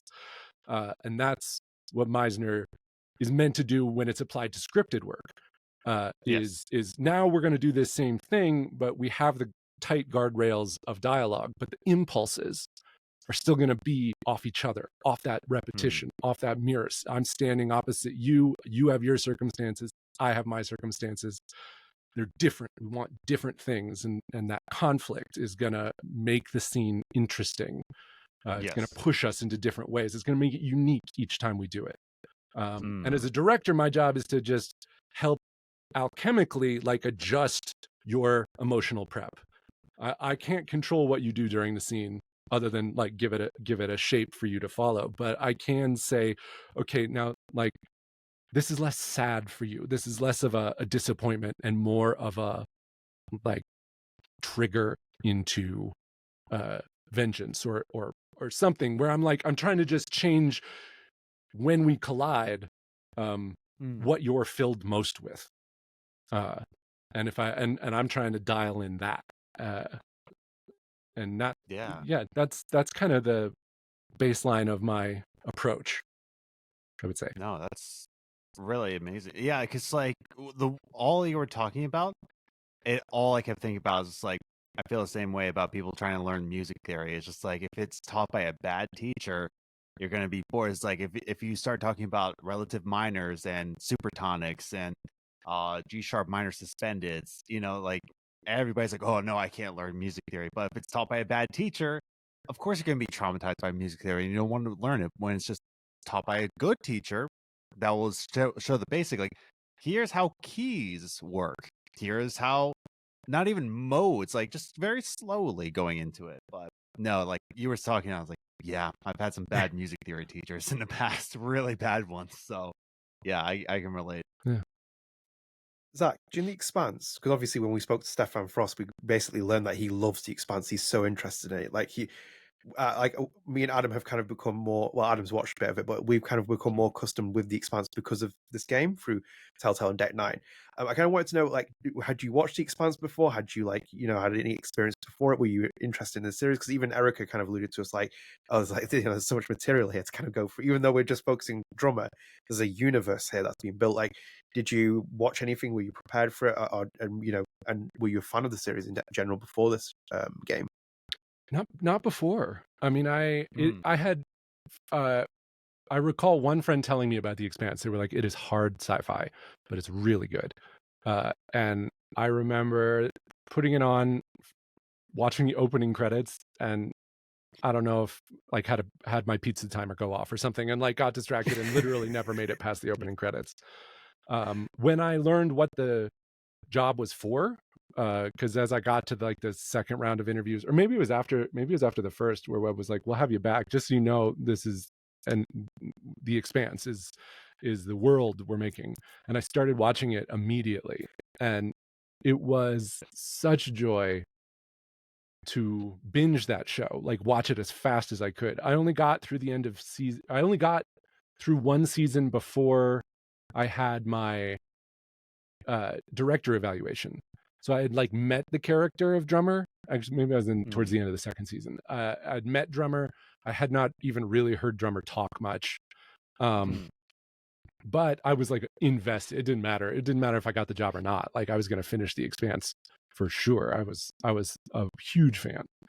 And then I binged the rest of it. And then during production from January of 2022 through, I don't know, January, probably for a year, I watched an episode every day. I just started the series over, just kept watching it. I basically, like, it was my morning routine to like row on my rowing machine and watch an episode of The Expanse. That was how I started my day. Dang. Wait, so you're just like literally just on your rowing machine watching The Expanse? Yeah.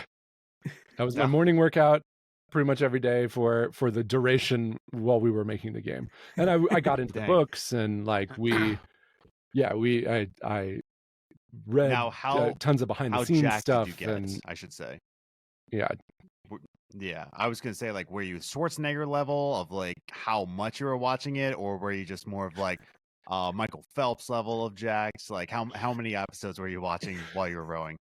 Oh, just one. That was my thing. Is like you got to just one, or no, it was like a half hour. I think it was a half hour hard out, and then I would just pick up there the next day. So it was just to stay, like, try and notice something new. Try and notice how they walked with mag boots. Try and notice how they like how gunfights in space work, and how they navigate the drink cups, and like props in 0G, all the stuff that we were sort of dealing with to make the game. I was able to just sort of every day apply a little bit of that curiosity to the show. Okay. Damn. Zach, with like that as well, like, because as you alluded to before, like Erika Frost told us, like the player character was could have been anything at first point for Deck 9. It wasn't necessarily going to be Kamina Drummer because you were waiting for Cara Gee.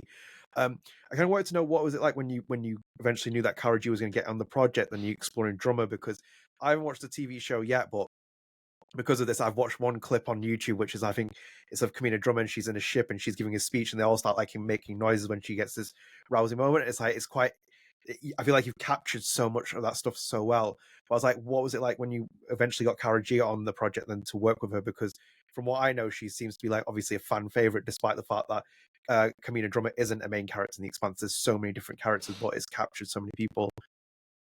Yeah, there was a part of both me and my producer, Dan Ruscher, talked, and even until a week before, even the week before, we were like, I don't necessarily believe that Cara Gee is actually gonna like show up and do this. We had such a hard time getting in touch with her initially, because I started work in October of 2021. Production started in January, and during that time we managed to sort of, we thought Cara Gee lived in Canada, which is not correct. She was just in Canada filming. We needed to get a line of VO from her for the game trailer. And so we were booking, Canadian cars and found a Canadian VO place, and so we were convinced that she was there. We didn't know. We were trying to figure out how traveling from Canada in these COVID restrictions was going to work. Like, we were still in the thick of COVID, or really I guess the tail end, but there was so much of that we spent just hours and hours of life on, only to discover, no, she lived in LA. She's it's cool. And then we had to make our entire office meet regulations, meet SAG standards to have Cara Gee on set. Wow. So we had this in really restrictive, like, where people could and could not go in our office. Every episode of The Expanse I filmed with Cara, I directed her through a mask and a face shield, which is, I don't know if you've noticed, I use my face. I'm an expressive person, and when you take away all of that, it made directing all that much harder.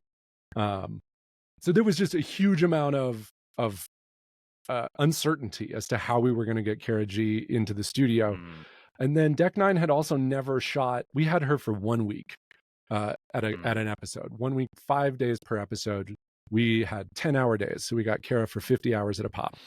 And we had to capture between 30 and 40 cinematic minutes of content each and every time she was out. And Deck 9 had never shot 5 days of mocap in a row before. Deck 9 had never worked at that velocity and for that amount of time. It was my first game. It was my producer Dan's first game. It was our lead mocap tech Garrett's first game.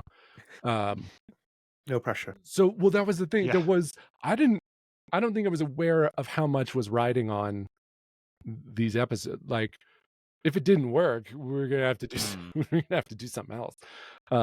But there, as we got closer and closer, the reality of, we have 50 hours. You got to use every minute of it. That became a huge, like, kind of mythology to how we ran our room. Cara showed up and was incredible. Like, she was so prepared, obviously. Like, she was the authority on so much of the Expanse world, and she stood for Drummer, like, so fiercely and so elegantly and gracefully also. Like, she was never had an ego about it, was so easy to work with, and so excellent at communicating why she was making the choices that she was making. It was a collaboration, like, all the way around. Frost was in the room, so we got to get a lot of, like, game level things, thumbs up or thumbs down, like, right now, which is hugely beneficial when making a game, because all of that, you're setting up cinematics, you're setting up animation, you're setting up audio. Like, mocap is this. We take everything from narrative, put it through this little funnel, and then it goes to every other team. So negotiating with narrative is such a, we figure out how to make what they've written work within the constraints of what mocap can do. And Cara she caught on super quick to what the limitations of mocap are, and she was essential to that process as well. Like, okay, in the context of, because Drummer holds her hands behind her back a lot. That's like a signature pose. Yes. Doing that, there's hand markers. This is how we track hands, is markers on the top of the hands. So putting them behind your back, pressing them against your back, all of that means we can't track your hands anymore. And so there's that's fine. There's certainly ways to, like, kind of bolt the hands in place there, so you don't have to worry about it. But that means then you're not going to take your hands, you're not going to make gestures. Like, if we're doing this, we're doing this for the whole shot, because otherwise you can do anything. That was what our animator, Martha Murray, our animation lead, would always say. She was like, yeah, animation can do anything. The trick is the cost. Like, how long is it going to take how many animators to unfuck something that mocap never should have done in the first place? and Martha was in the room helping me avoid those pitfalls, because again, like all of our first games, we didn't know. We had to ask questions and be curious and do a lot of like what ifing but we had to do it as fast as we could. Like the simplest, best answer was the one we were like, okay, let's try it. And then you know, Cara rarely ever missed. Like Erika, there are very few burned takes because Cara messed something up, and that is part of what allowed us to work as fast as we did. Dang. Zach, just one thing as well, because you have that 50-hour block with Cara, so she comes in and does an episode with you. What are kind of the main things that you want to take away from the segments? And then also, obviously, because Erika's your additional motion capture for Kamina, is she on set with Cara Gee on the time of certain things? Do you want her to be there to watch Cara act so she can get the mannerisms right? How did you balance that? Because obviously, like, it seems a lot of hours, 50 hours, but as you said, when you start shooting and you're getting everything going, you could have like 2 or 3 hours of bad takes. Not saying you did, but you could have 2 or 3 hours of bad takes. So you consumed 3 hours out of that. But what was kind of like, how did you balance that with her? Because obviously Kamina is the big character in this game. Yeah. First of all, we say 50 hours. You have to take an hour for lunch each day. So down to 45 hours. Suit up is never less than an hour. Because you have to get everybody in their mocap suits. You have to get everybody markered up. You have to get all the helmets aligned. You have to do something called a ROM, which is a range of motion thing, and that's how our camera system sort of calibrates. And we have to do audio tests, and we have to do that for every single actor that is on set, at least for that morning. And then after lunch, we actually have to do that same process. We don't desuit the actors all the way, but we have to like get it all going again. So you lose another 5 hours plus another, half hour in the afternoon each. So you start doing the math and you're like, oh, I've got like 38 hours. So we prioritized every moment, every cinematic moment that had drummer's voice. So anytime she was acting opposite another character, we prioritized like, let's get that actor, let's get Cara and whatever actor in, let's get all of their content. And then we're kind of doing, if the end of episode 1 has every single character. We could only ever shoot 4 actors at a time on the volume, and we couldn't. Honestly, we never should have been doing that because we don't have enough cameras and too many actors on the volume. They block each other from the camera views, so the data was tough. But yeah, so we had to just be very smart in scheduling, kind of like it's a TV show. What can we do? What can we not do without Cara? And anything we could do without Cara, like when she finds a bag of mushroom powder while she's scavenging. That is Erika. And then anything that we deemed was remotely close to a stunt, we were like, let's kick it. Erika is local, so we would generally have, in addition to the 5 days with Cara, 3 additional days of shooting in between our big blocks with Cara, in which we would get all these little moments.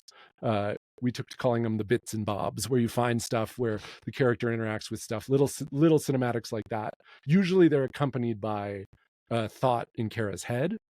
And to that end, that was the other thing, is with whatever time we had left, if there was not like a big chunk of time where we thought we could shoot a big chunk of script, we would take Cara's helmet off. We would go to the voiceover booth, and we would be getting all of that, the thousands of lines of drummer thinking about things, having opinions about things.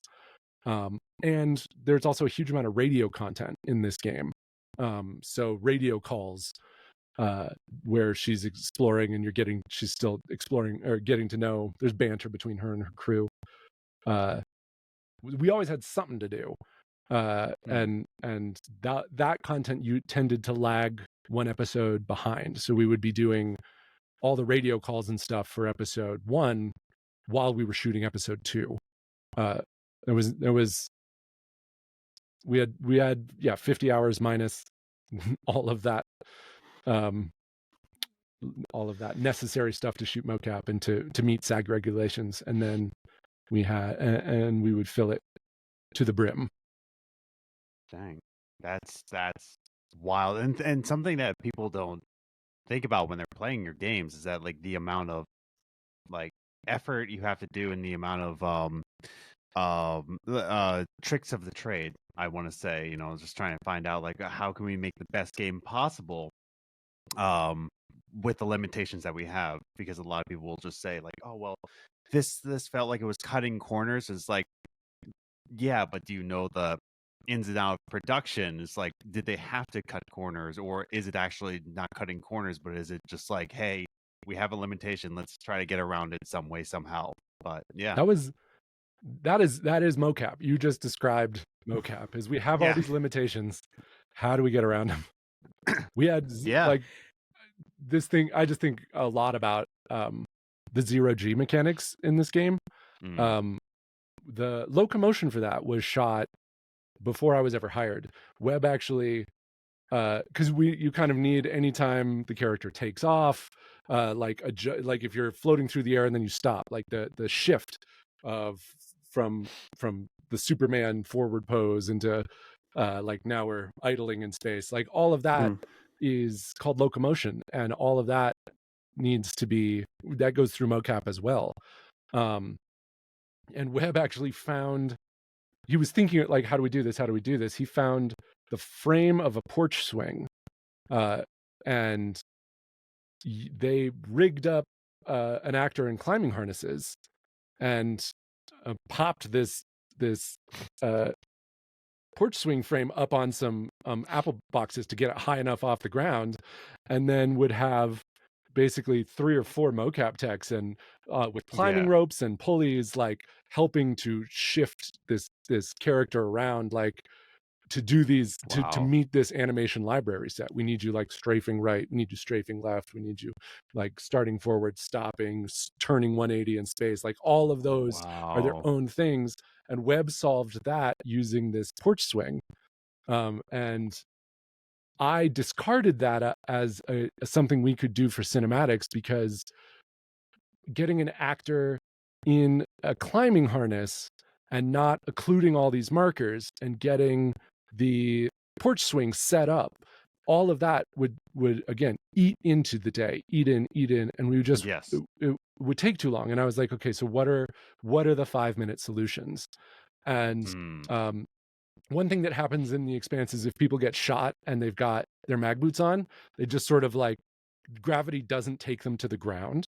So there's a lot in the Expanse, there's a lot of like headshots and then like floating arms, and that's how you're dead. And so we did movement workshops on that. Like, how do you just sort of die and end up like, what's your just standing? Yeah. How do you do it just standing? But then if you're hit with a high powered bullet, like how do we let you like fall back even further? And we came up with a couple of contraptions. The first one was a net hammock stretched between pieces of PVC pipe. And so I'm holding one and another tech is holding one, and you could fall back into that hammock, and we would catch you. So you'd go back like a lot further. But because it was net, it didn't occlude markers. So we still got great data out of it. Yeah. And then we bought a yoga trapeze, like an A-frame yoga trapeze that we have a 9-foot, we have a 10-foot ceiling in our mocap studio. We can't rig anything to our ceiling. So this thing is like 9 feet, 10 inches. So I could get a horizontal bar a few inches from the ceiling. Yeah. And I got actors, I got Olympic rings that came all the way down and just grazed the floor, or like were an inch off the floor, and had the actors stand in them. So they're and then like thread their arms through the cords that were like hanging from the crossbar. So they got to stand in this like Iron Man 0G thing where their feet are off, just grazing the ground. And they could do like the leans. We could put a rope on them and tie them and pull them left and right. And that became like, okay, we're working around this limitation. And the biggest one, if you've seen any behind the scenes stuff that we did, was for big moves across space, like from the floor to the ceiling, we had actors lay on their side on furniture dollies. and we tied climbing ropes to the furniture dolly, and we could pull somebody across the floor and then have the person who was pulling the line like run ahead and flip them around. Dang. And then we could pull them the rest of the way. So you could do these like 0G takeoff, flip in the air, and land on the ceiling moments by taking our mocap floor and just turning it on its side in the game. Like That's wild. and it's a 5-minute solution. That doesn't impact the velocity of the day. Like we were, and it's so high school theater-y, like so indie. For because there's certainly huge mocap studios that have incredible like a truss system and they can do wire work and all that stuff. And we were here in this like glorified conference room, yanking people across the floor on furniture dollies, and it's so much fun. No, that's wild. Yeah. It's cool Zach, to hear. Like with the mocap as well, what would you say was your favorite like funny moment from the set, or like even a blooper moment? Because like we had Erika on, she talked about like how she almost like she injured herself like jumping, which she's in this suit, and she's like she shouldn't be doing that. And then even like when Frost was on, he was telling us like with Tor, he had basically had to do this Judge Dredd face because like you didn't know if Tor had a helmet or not. And then Erika was like would burst into laughter afterwards, like after a moment on set. Yeah. What was like kind of the standout moment for you directing all this? There was a couple moments. One of them I remember very clearly was we call them wild lines. It's basically where we've just shot a scene where there's like running or a gunfight or something. It's high octane, and we've had a lot of dialogue and a lot of yelling. Often there is then like the character's out of breath. Yeah. But our mics are all trained to accommodate for the yelling, so we can't get both at the same time. Obviously, we're going to prioritize dialogue and get the breath as a wild sound. So let's get the wilds now, is what we would say. And we needed Cara breathing. And we should get into Cara was pregnant for our shoot from episode 2 onward. She was always pregnant, but we found out about it for episode 2 onward.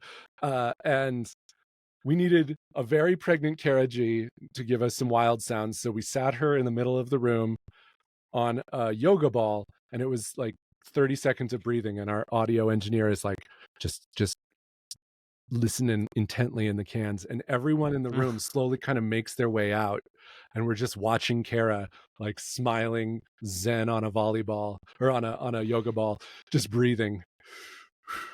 And it became this like weird ensemble moment until our audio engineer was finally like, and everyone's like, oh my God, we got it. It became this just strange tribal moment that I am remembering very fondly.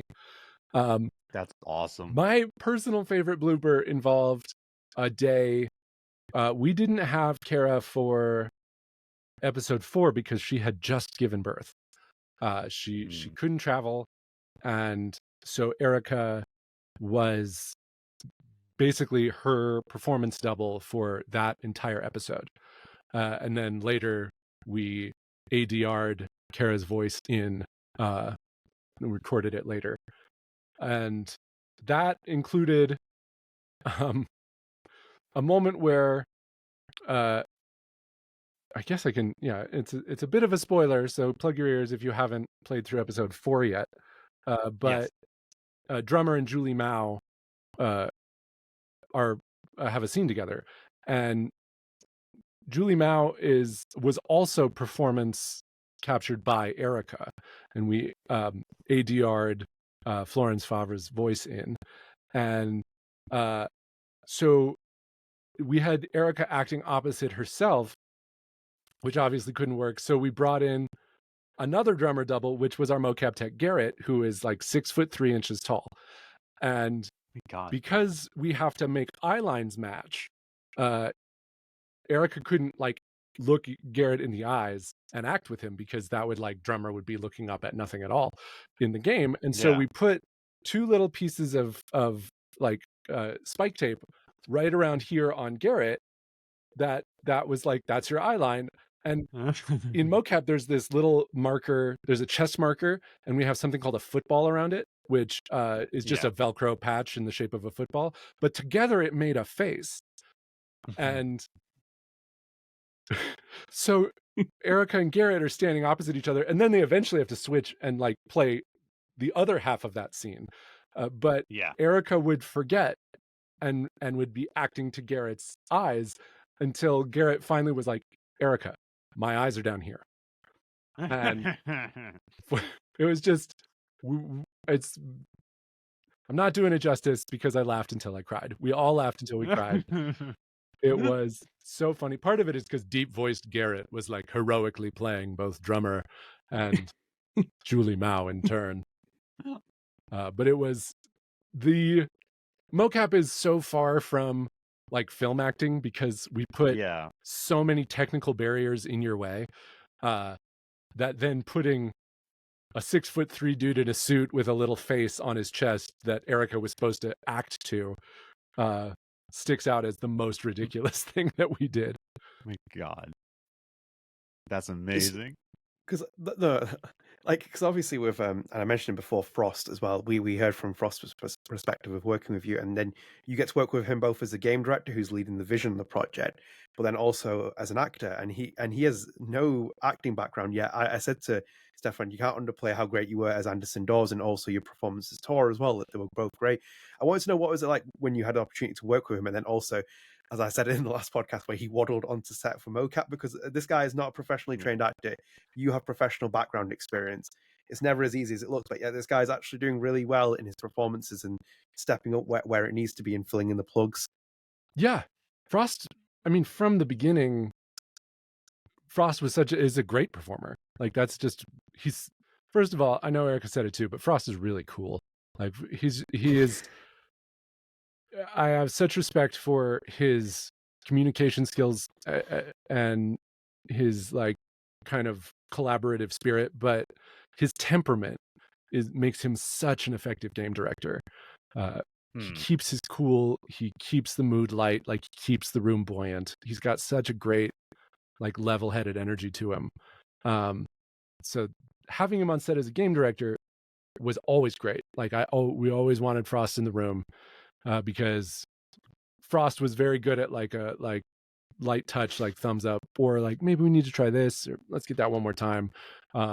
He would be a great decider on like, is it this or is it that? We have to decide kind of right now. Yeah. And he was never shy about that. He's just, he's a great collaborator on the creative side. And as a performer, he did the voice of the captain in the trailer.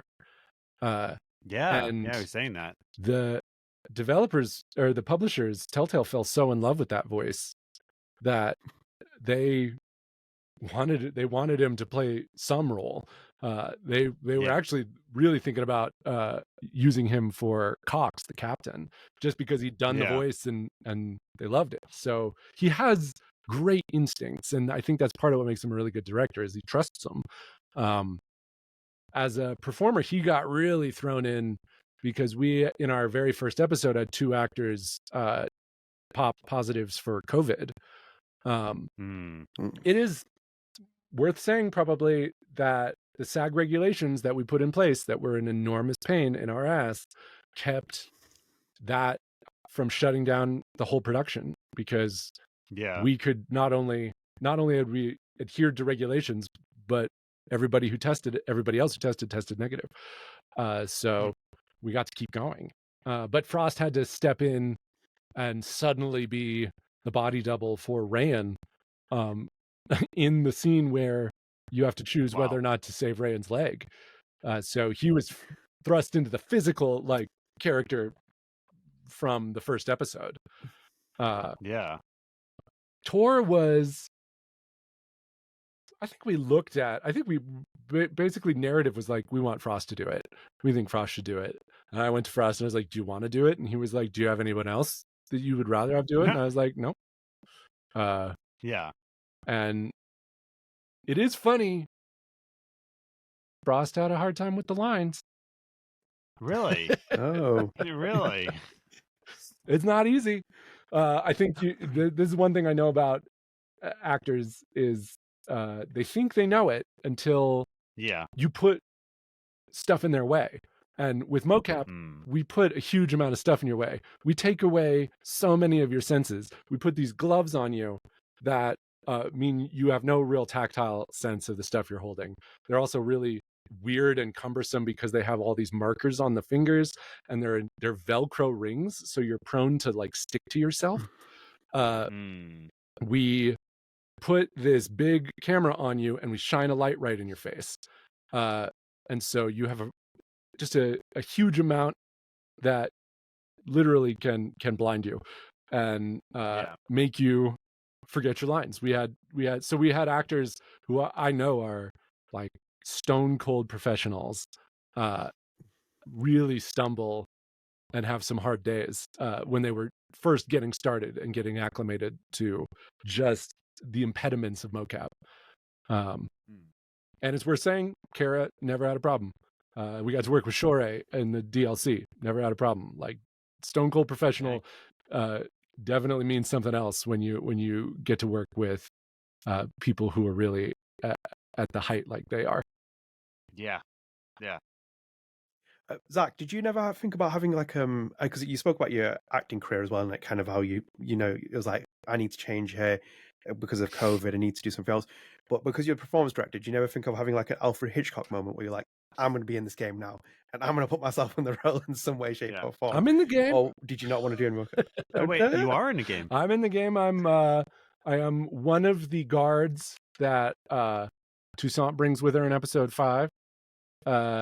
I voice 3 or 4 characters in the radio calls, like some of the voice memos that you dig up from the Urshanabi and the Le Guin. Like I'm around, but truth be told,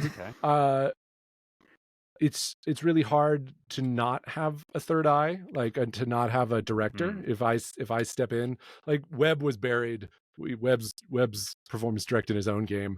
Our game director is doing 900 jobs at once and doesn't have time to be like police my VO session so that I can get myself a role. So yeah, I had no particular ambitions to be in it, and I wondered that about myself. I was like, am I losing it? Am I losing my touch? Am I losing my am I becoming gun shy? So I actually signed up. I signed up for an acting class like a couple months ago and went through. I just took an acting class in Colorado just so I could be like, no, I can still get up and do this. I can still I can still roll on the set of mocap as well, because like me and Adam have always believed this as well. Like outside Kamina Drummer, one of our favorite characters, and we spoke about this with Frost, is Khan. And obviously Khan earned rave reviews from a lot of people. There's even a review where it says like positives. It just says Khan as one of the positives. And Lily, who played Khan, just did incredible. And we learned the inspiration behind Khan from Frost, like where he got kind of an idea of who the character would be. And then Erika said that she'd initially auditioned as well for the character. But I wanted to know what it was like working with Lily, because her voice is quite remarkable for that performance. And then there's some of the scenes which are one of my favorite, for example, where you have Kamina Drummer and Khan talking, and Khan opens up about the past after you give her the cigar. So I was like wondering, what was it like working with Lily, and then especially working on a character as unique as Khan is as well? Yeah, Lily is tremendous. She had a great audition, and she was auditioning via Zoom, which she may have been the only role that we cast from Zoom. We had an all local cast, which I really am proud of, that everybody was from Denver. But Lily was sort of back in Denver during the pandemic, but was actually basing out of Washington D.C. So she auditioned, and she had the voice, which was so surprising because she's like 25, and we auditioned some age appropriate actors. We auditioned a lot of different types of actors for that role, and found some interesting ways to go that were different from the description that Frost had given. You know, the inspiration for that character was sort of Frost was telling us about that. Yeah, about What did he say? His grandmother was his mother-in-law, I think it was. Exactly. Yeah, I had an idea for an mother-in-law. 80-year-old Filipino woman in my head, and I was like, what an interesting concept that is. Yeah, and Lily had the spirit of it, and while she was a young person kind of doing an impression of an old person, I thought it was being done in really good quality, and she could like adapt it. It wasn't getting in the way of her being able to act. So it wasn't like she was just doing an impression. And we kind of assumed that we would be able to massage the audio and do some pitch shifting or something to sort of make it sound more naturally older. And I think maybe we did knock her down in the game just a couple of cents, like nothing particularly significant. And we worried that people were gonna just sort of write that character off as sounding phony. And I think we really worried about, like, to the point where we considered, are we going to have to ADR this entire role? Are we going to find another voice actor who is age appropriate, go into the booth and like basically wipe out Lily's performance or go over top of it? And I think we thought about it all the way up to the end, but we stopped worrying about it in that moment where Khan and Drummer share the cigar, because Lily did such great work, and Lily and Cara got along so well. Like they had such natural chemistry when we cut, and it carried so beautifully into when we were rolling. And I mean, that was a huge chunk of content, and it's a huge chunk of content that you can miss if you don't find those cigars, which is interesting that some of the games are structured that way, where if you just miss this one thing, you miss 20 minutes. And yeah, so once Lily hit that scene out of the park, I think nobody had any more concerns about, like, write whatever you want for Khan, like take it as far as you want, because Lily can do it. Does it, like, as a director, because like I couldn't, if you've done all that game, I can't just come in as being performance director and then write you out the script, because you're all set as a director, kind of like shoot this. But then as an actor with past experience yourself, does it make you feel a little bit uneasy making that big decision of like taking like Lily's voice out of it and then ADRing it? Because like it would never be anything personal, obviously. It's just about the voice doesn't fit the tone, and they've done that with like other games. I think Destiny did it when they brought in Peter Dinklage and they changed his voiceover with Nolan North. But it's like, does it just make you feel a little bit uneasy making that really big decision? Because it feels like something that you couldn't just be like, oh yeah, we're a bit indifferent with this, let's get rid of it. And how do you feel as well as like an ethical standpoint with something like that? Yeah, it would certainly make me uneasy. It would not be a decision I'd make lightly.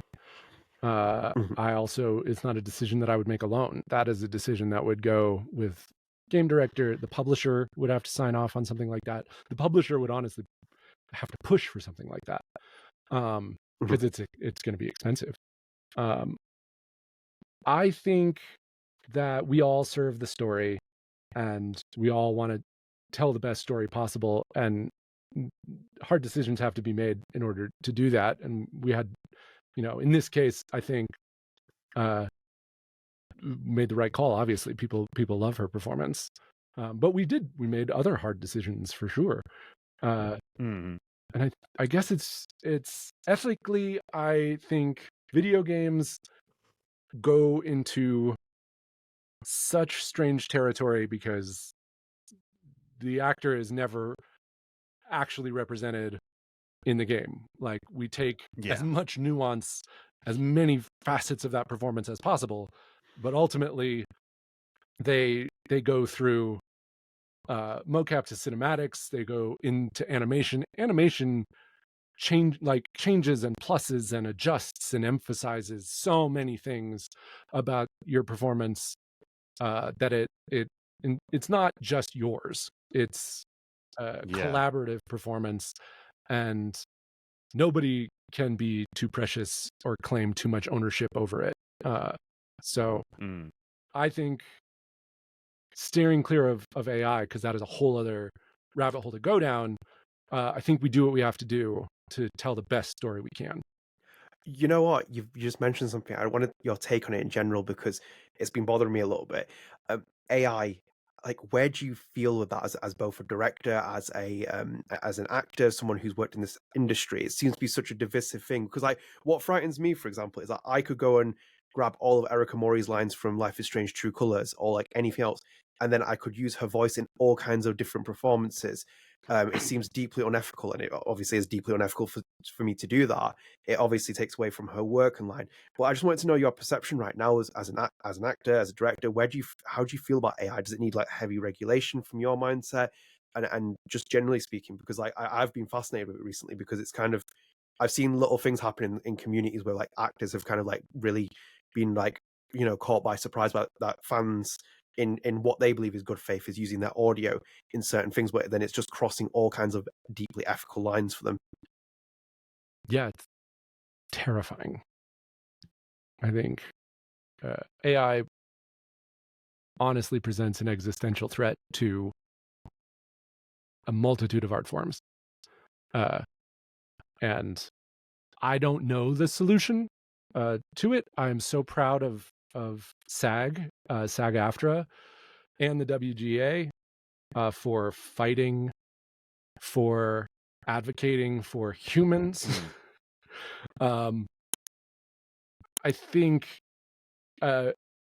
video games, I know SAG-AFTRA Interactive Media is still in negotiations, and they're not asking for much. They're asking for like an 11% increase in pay, commensurate with inflation and cost of living increases, and AI protection. And that is trickier. It's trickier with video games than anything. It's trickier with movies and TV than it is with writing. Writing, it's just sort of like ChatGPT cannot replace us. It gets a lot harder with actor likenesses, scanning actors' images, using them as extras, owning that image in perpetuity. Voices, like the fact that there are in like Bulgaria of like AI VO companies that are opening that like American recording artists are funding, like that are able to scrape people's voices, recreate them, make them say whatever they want. Erika and I had a big old fight because we called her in for pickups for one line of a radio call where the draft we got referred to a character with a male pronoun. The character then ended up being female. So we had to re-record the line to adjust and change he into her. And I said aloud, I was like, man, talk about a use case for AI. And she was like, no. Yeah. And oh my God. So mad. And I mean, I was thinking of it from my side of things, where it's like we just paid like an actor a half day rate to come in and record one line on a project that is, the mocap budget is spent. So the idea of using a computer to change one word in one line seems perfectly like fine to want to be able to do that. And then I was in my mind, I was like, maybe we could do something where AI could be used just to like, in this case, like pronouns become on the table, like for throughout the game, because maybe characters are like you can choose whether or not to play as a male or female protagonist, and maybe we could just, instead of recording every line twice, we could use an AI to replace the pronouns where applicable. And then I was like, well, maybe you could also just use an AI to turn a male, like the single male protagonist voice, and just do adapt that to a female voice, like. And then I was like, guys, you've just taken away somebody's job. You've just taken away dozens of days work for a voiceover actor. You just tried to take days work away from your fiance. So maybe you have to start to really think and like, where do you draw the line when you start to let it in the door? And I mean, it's hard because video games use AI. Pathing is AI, like enemy tactics and stuff. Like even Deck 9 games that feature characters walking around, sitting, standing, pulling out their phones, reading a newspaper. Like, cycling through animations requires a certain type of AI. Like so I don't. It's so nuanced, but I think you have to be so careful when it comes to generative content, using computers to generate things that you would pay people to do. I think is ultimately bad for whatever art form is doing it. Yeah, it sounds like you could. I think I kind of get what you mean as well. I think like there are places where you could use AI just finely tweaked. I think that if you had regulation in place, maybe that could help. But I can also see Erika's reaction, and I don't want to know what happened in that fight as well. As it is, cruising for a bruising there. Zach, do you play games? Do you play Telltale games? Yeah. Oh yeah. Okay, so we had to ask Frost this because this is one of our like tricky ones for me and Adam more than anything else. Yeah. What do you think is your like the best Telltale game that's been made? Walking Dead season 1 is He's nailed that. I mean, I go back, like my favorite of this type of game goes back to the PC. I think Grim Fandango is my favorite like narrative adventure game, point and click game. But I do think Walking Dead season 1, you have to make so many hard decisions, so many consequences, and even though graphics barely got to like a functional level and audio, like the performances are, I would say, not super strong in that game, the music's incredible. I really like the soundtrack, and the guy who voiced Lee did a great job, and the woman who voiced Clem did a really great job, and the choices were hard, and the end was brutal. Like you just, I was like, I didn't know that a game could that do that final to me. episode, that final choice. Yeah. It's brutal. And as I've gone back and like really read the graphic novels and stuff, because I have watched the show and and all that, but the graphic, like seeing the graphic novels and being like, oh, this is much more of what Telltale was going for, and in the art style and the tone and everything. Like, it wasn't trying to be the TV show. And I went back and played it quite recently, and still holds up. Yeah. My final thoughts, if anything, and I'll leave it to Adam after this if he has any other questions, is we have upcoming episode of Archangel, which is a bonus episode that's in this game. And we spoke to Frost about it, and he kind of gave us a bit more perspective on it. Because I, again, don't know any much about the character, but he's like, it's completely different from what you expect with Drummer. Like, he's like, this character's more like a diplomat. You kind of see a different side of it. I just wanted to know, like, can you like talk to us, like, what can we expect from a performance directing point? Because like, is it different from the Expanse experience that we've experienced so far? Like, what? Like, just as a sneak preview without like, you know, breaking any like rules. But I'm just curious because obviously me and Adam are very excited to play it when it comes out. Yeah. Christian Avasarala is the kind of most visible figure in the sort of political aisle of the Expanse universe. So it definitely feels like a part of the show and the books that was not addressed very much in the first 5 episodes. Like, we get into a lot of the Belter culture, a lot of the living in space kind of culture, a lot of the system at war, and understanding all of that. But the politics of it is a huge part of the show, and we were so lucky to get Shorey Aghdashloo to come in and perform as Christian Avasarala. So I think you can expect all of your kind of favorite bits of that part of the show, the wheeling and the dealing with other politicians, the kind of political subversion that is rampant in our politics and apparently is not going away anytime soon if the Expanse proves true. But you also get this incredible heartful performance from Shorey, who again like comes in and stands for this character from the show, teaches us the rules of that part of this universe, and gives us just like as deep a performance as I think you're going to find in a single episode of a video game. I mean, I think Last of Us and God of War, and like there's huge big budget games that give you these incredible spectacular stories and bring realism and brutality and everything. But in terms of just like a performance that is just so full of heart and soul, having Shore be our like baseline for that, and then seeing our animation team and cinematics team like elevate that and really bring it into the world of the Expanse. I'm so excited to play it. I'm so excited to have it out in the world. I'm really proud of it. Oh, amazing. Look forward to that. Adam, you got any questions?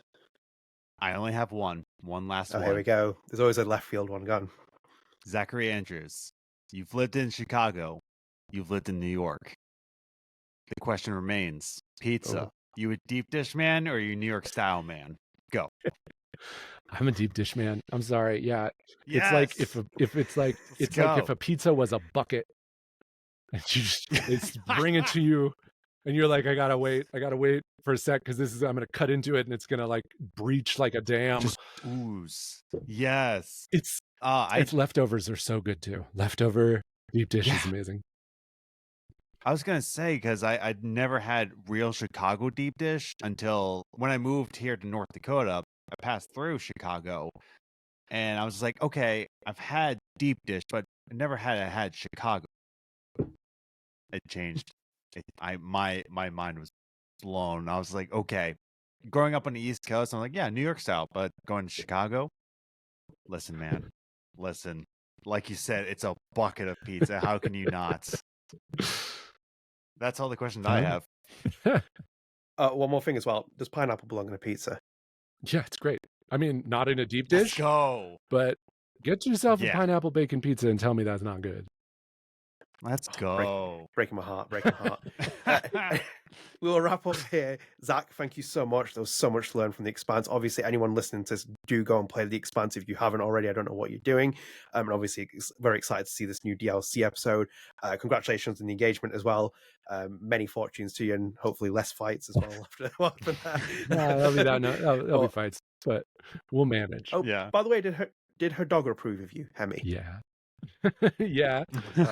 Yeah. That's a silly deal. The day I met Hemi, I had a little plastic baggie that had deli turkey and a cheese, like string cheese. I just fed Hemi, and we were fast friends. I like how she impressed your parents and you impressed her dog. There's a nice little juxtaposition there. But as I said, thank you again for coming on, Zach. We will now jump to the outro and close out this show.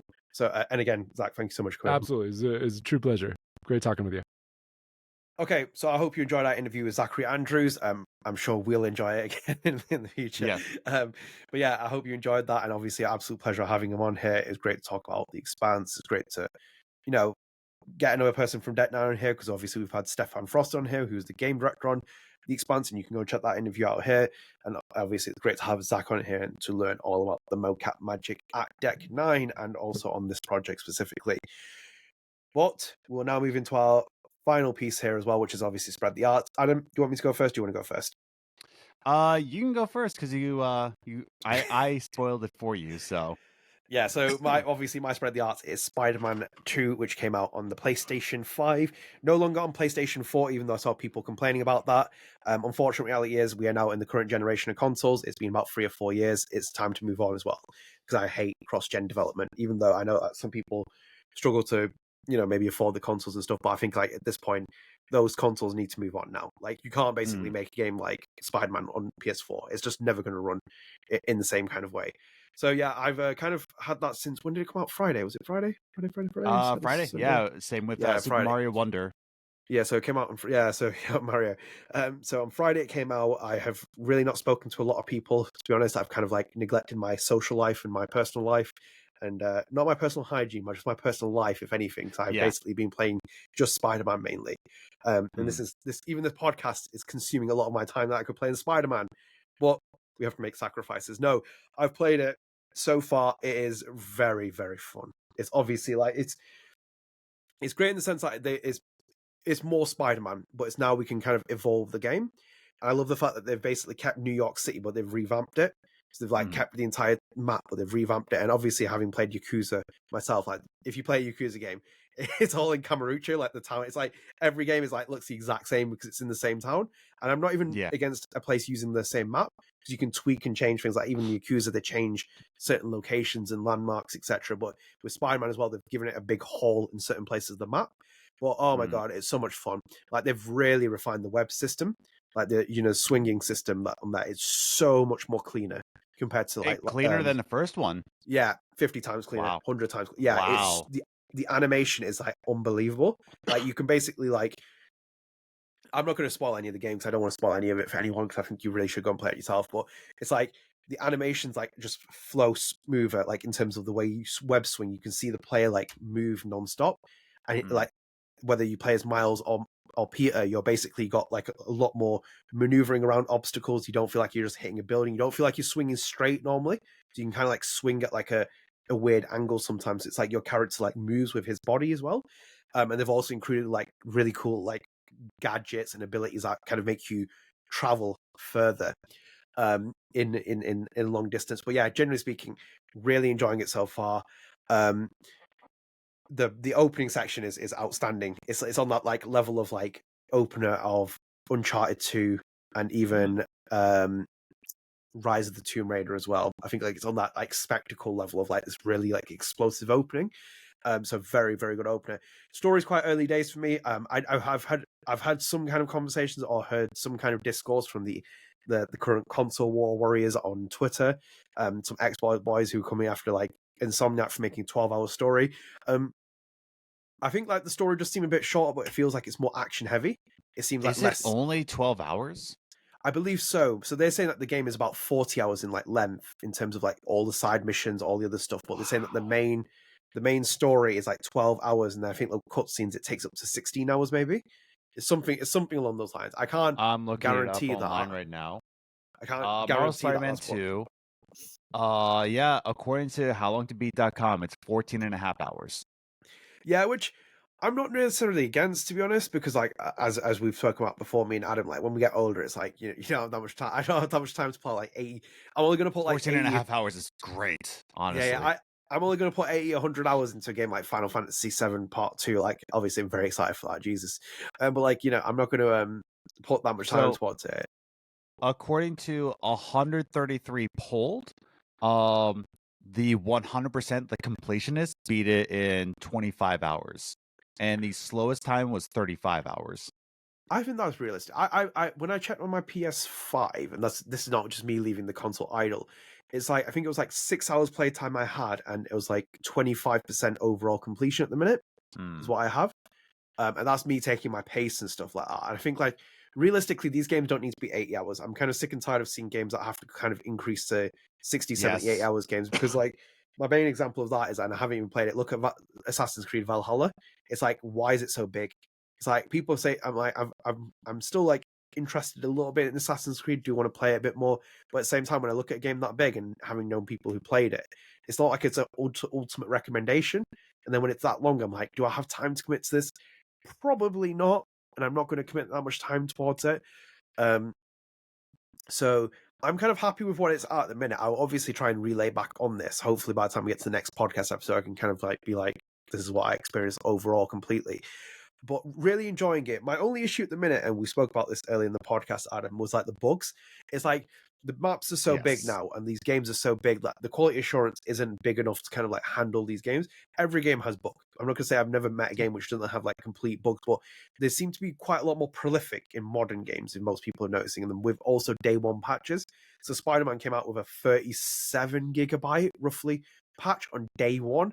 37 gigabytes, and obviously like you had like this kind of like PR control like really early on, be like, oh, you need to download this patch because it makes the game feel a lot more smoother and all this. And I'm like, but why? Why is this game this?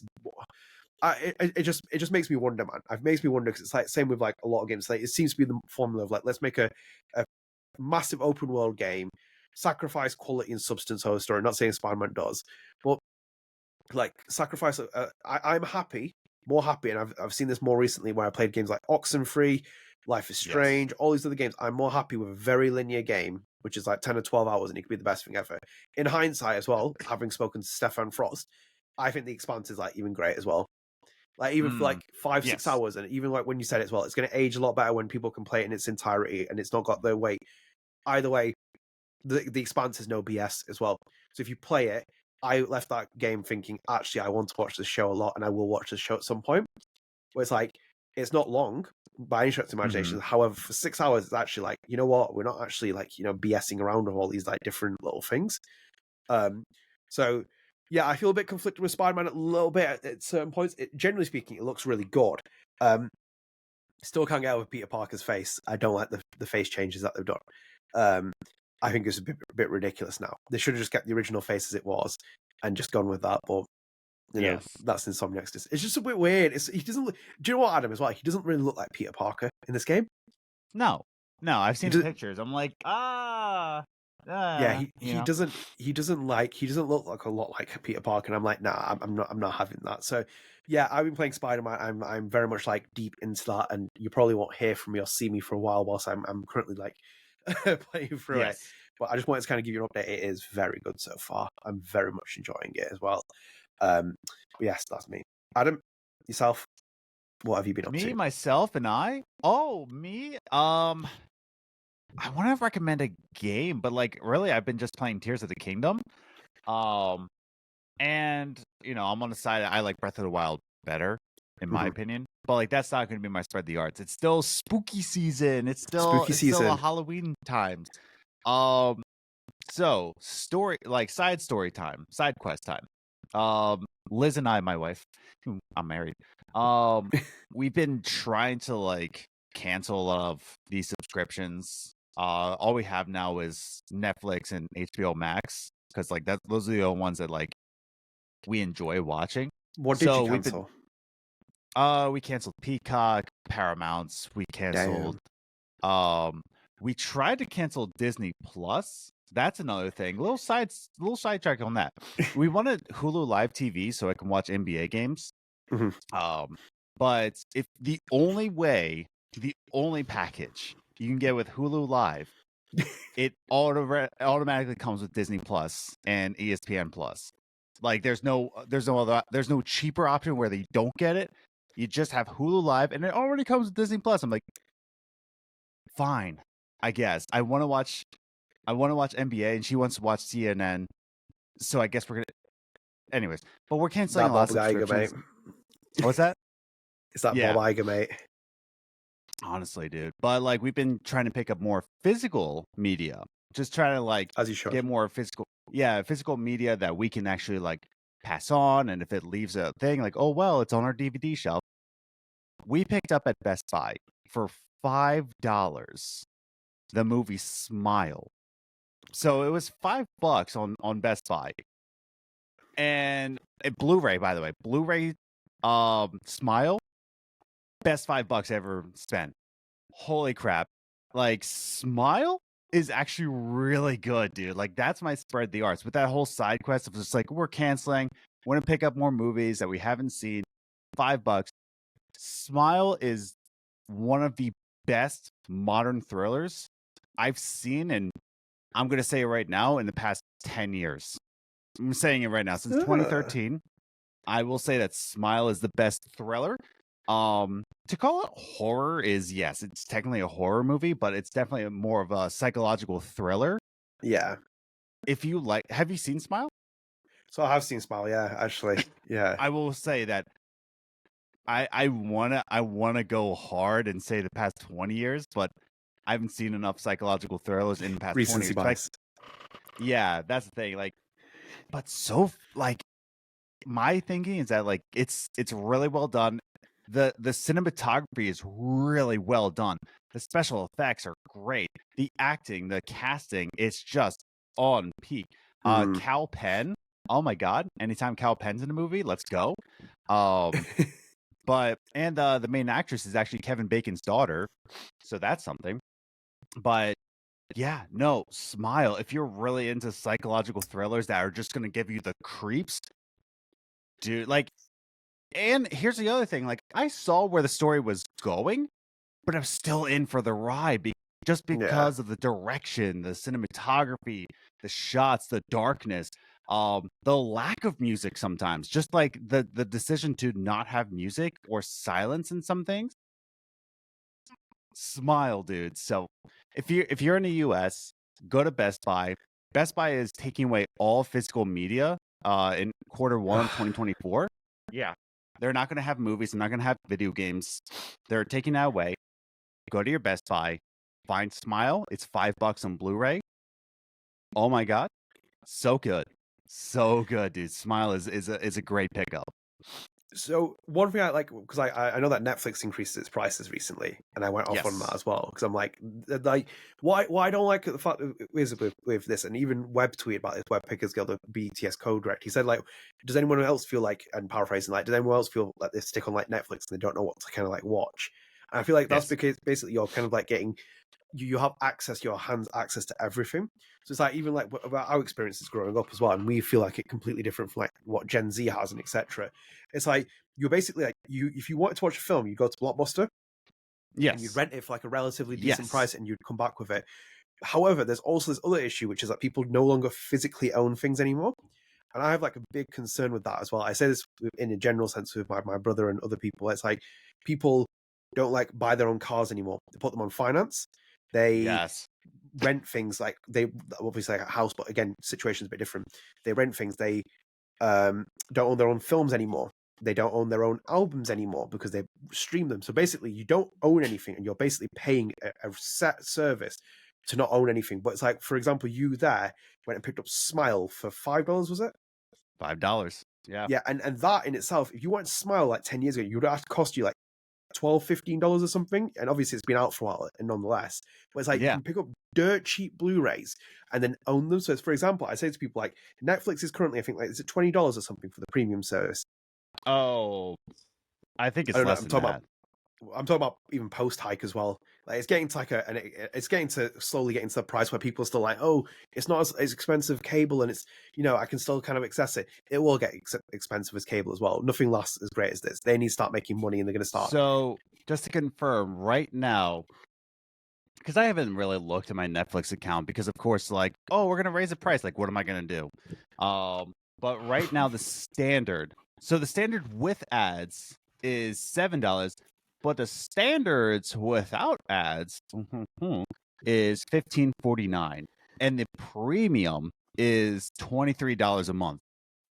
That's way too much for Netflix, dude. $23. Yeah. I've been on Netflix. There's only like I will say there's maybe 6 things on Netflix. I'm gonna be very bold and say like there's less than 10 things on Netflix that are actually worth your time. I will say like 10 max on the whole Netflix catalog that are actually worth watching. And how many of those originals? What's that? And how many of those originals are not the same? Yeah, exactly. Yeah, like Hubie Halloween, I recommended with Netflix last week. Even that, I'm just like, it's cute if you have Netflix, but I won't say get a Netflix for Hubie Halloween. But in terms of like get Netflix to watch it, like really think to that. It's like, if you don't have Netflix, what are the things that you gotta get Netflix for? You don't need Netflix. You really, like, honestly, I'm not even doing it the boomer kind of way. And what I'm saying is, if you have like your charging price, and even that as well with Netflix, the advert one, we have to start paying for it. So you pay for it, and then also watch adverts on top of that. Nah, that's ridiculous. Exactly. On top of that, if you watch Netflix, you take your fee, and how much was it again for like a premium membership? Premium membership is, like I said, it goes from $7 to $15.50 to $23. So take the $23 if you're paying for that. Think about how many, like, and you bought Smile for $5. You could probably buy even cheaper films as well. Think about how many Blu-rays you could buy a month, and then you own those as well. Because for example, Smiles. Yesterday we bought. So we went to our local retro game store, right? And they sell DVDs, Blu-rays, and all that, and of course they're on clearance. And I had $12 on, credits on them, because I traded in some games. But again, trading in, you get some value. Anyways, but yeah, so for 10 movies, we picked them up for $8.50. Yeah, 10 movies. I'm like, dude, let's go. Look, I do you know what as well? And I realized this as well. Here it is. I forgot how to put a disc in the PS5 when I bought this. That's how long it's been since I've like physically inserted a disc into the console. Yes. I was like thinking to myself, I was like, actually, I need to start doing this more, because even when I bought Resi 4, I bought it because I wanted the PS4 and PS5 version, but I was like thinking I should have bought that now physically so I could own it and keep it. If I want to play it, I can sell it or whatever else. I can make some money back on it, blah, blah. But it's like the same with the problem with like Netflix. It's basically like, you know, you don't own the asset to what you're expecting. So it's like, for example, if you want to watch Friends, go out and buy the Blu-ray set for like 30, 40 quid or however much it is. You'll then forever own Friends for the next 15, 20 years of your life. No one can take it away. You own the disc. And it's like, I'm very much like adamant, like very strongly against it. Same with like even streaming services for games as well. Yeah, it's cool. Like I'm going to cancel my PS Plus next year because I don't really play that much online, but it's like I lose all the 300 plus games I downloaded. But at the same time, I'm like, now they've kind of incentivized it completely different with that service. It's like, it's no longer about giving free games out when it used to be quote unquote free. It's about, here's an online service. We'll give you 1 or 2 random games which are like old and will cost us nothing. We'll just give them you for free. Xbox is no longer doing that, by the way. They don't need to. Like the Xbox will move just straight to the streaming platform. They're really keen on doing that. But at the same time, like I'm hoping that physical assets get kept, because it seems to be like people don't want to own anything anymore. And same with like Smile. Like I watched Smile. It's like, it's a great film. It's like, I'm glad that you own it because then you can go back and watch it. Oh yeah, dude.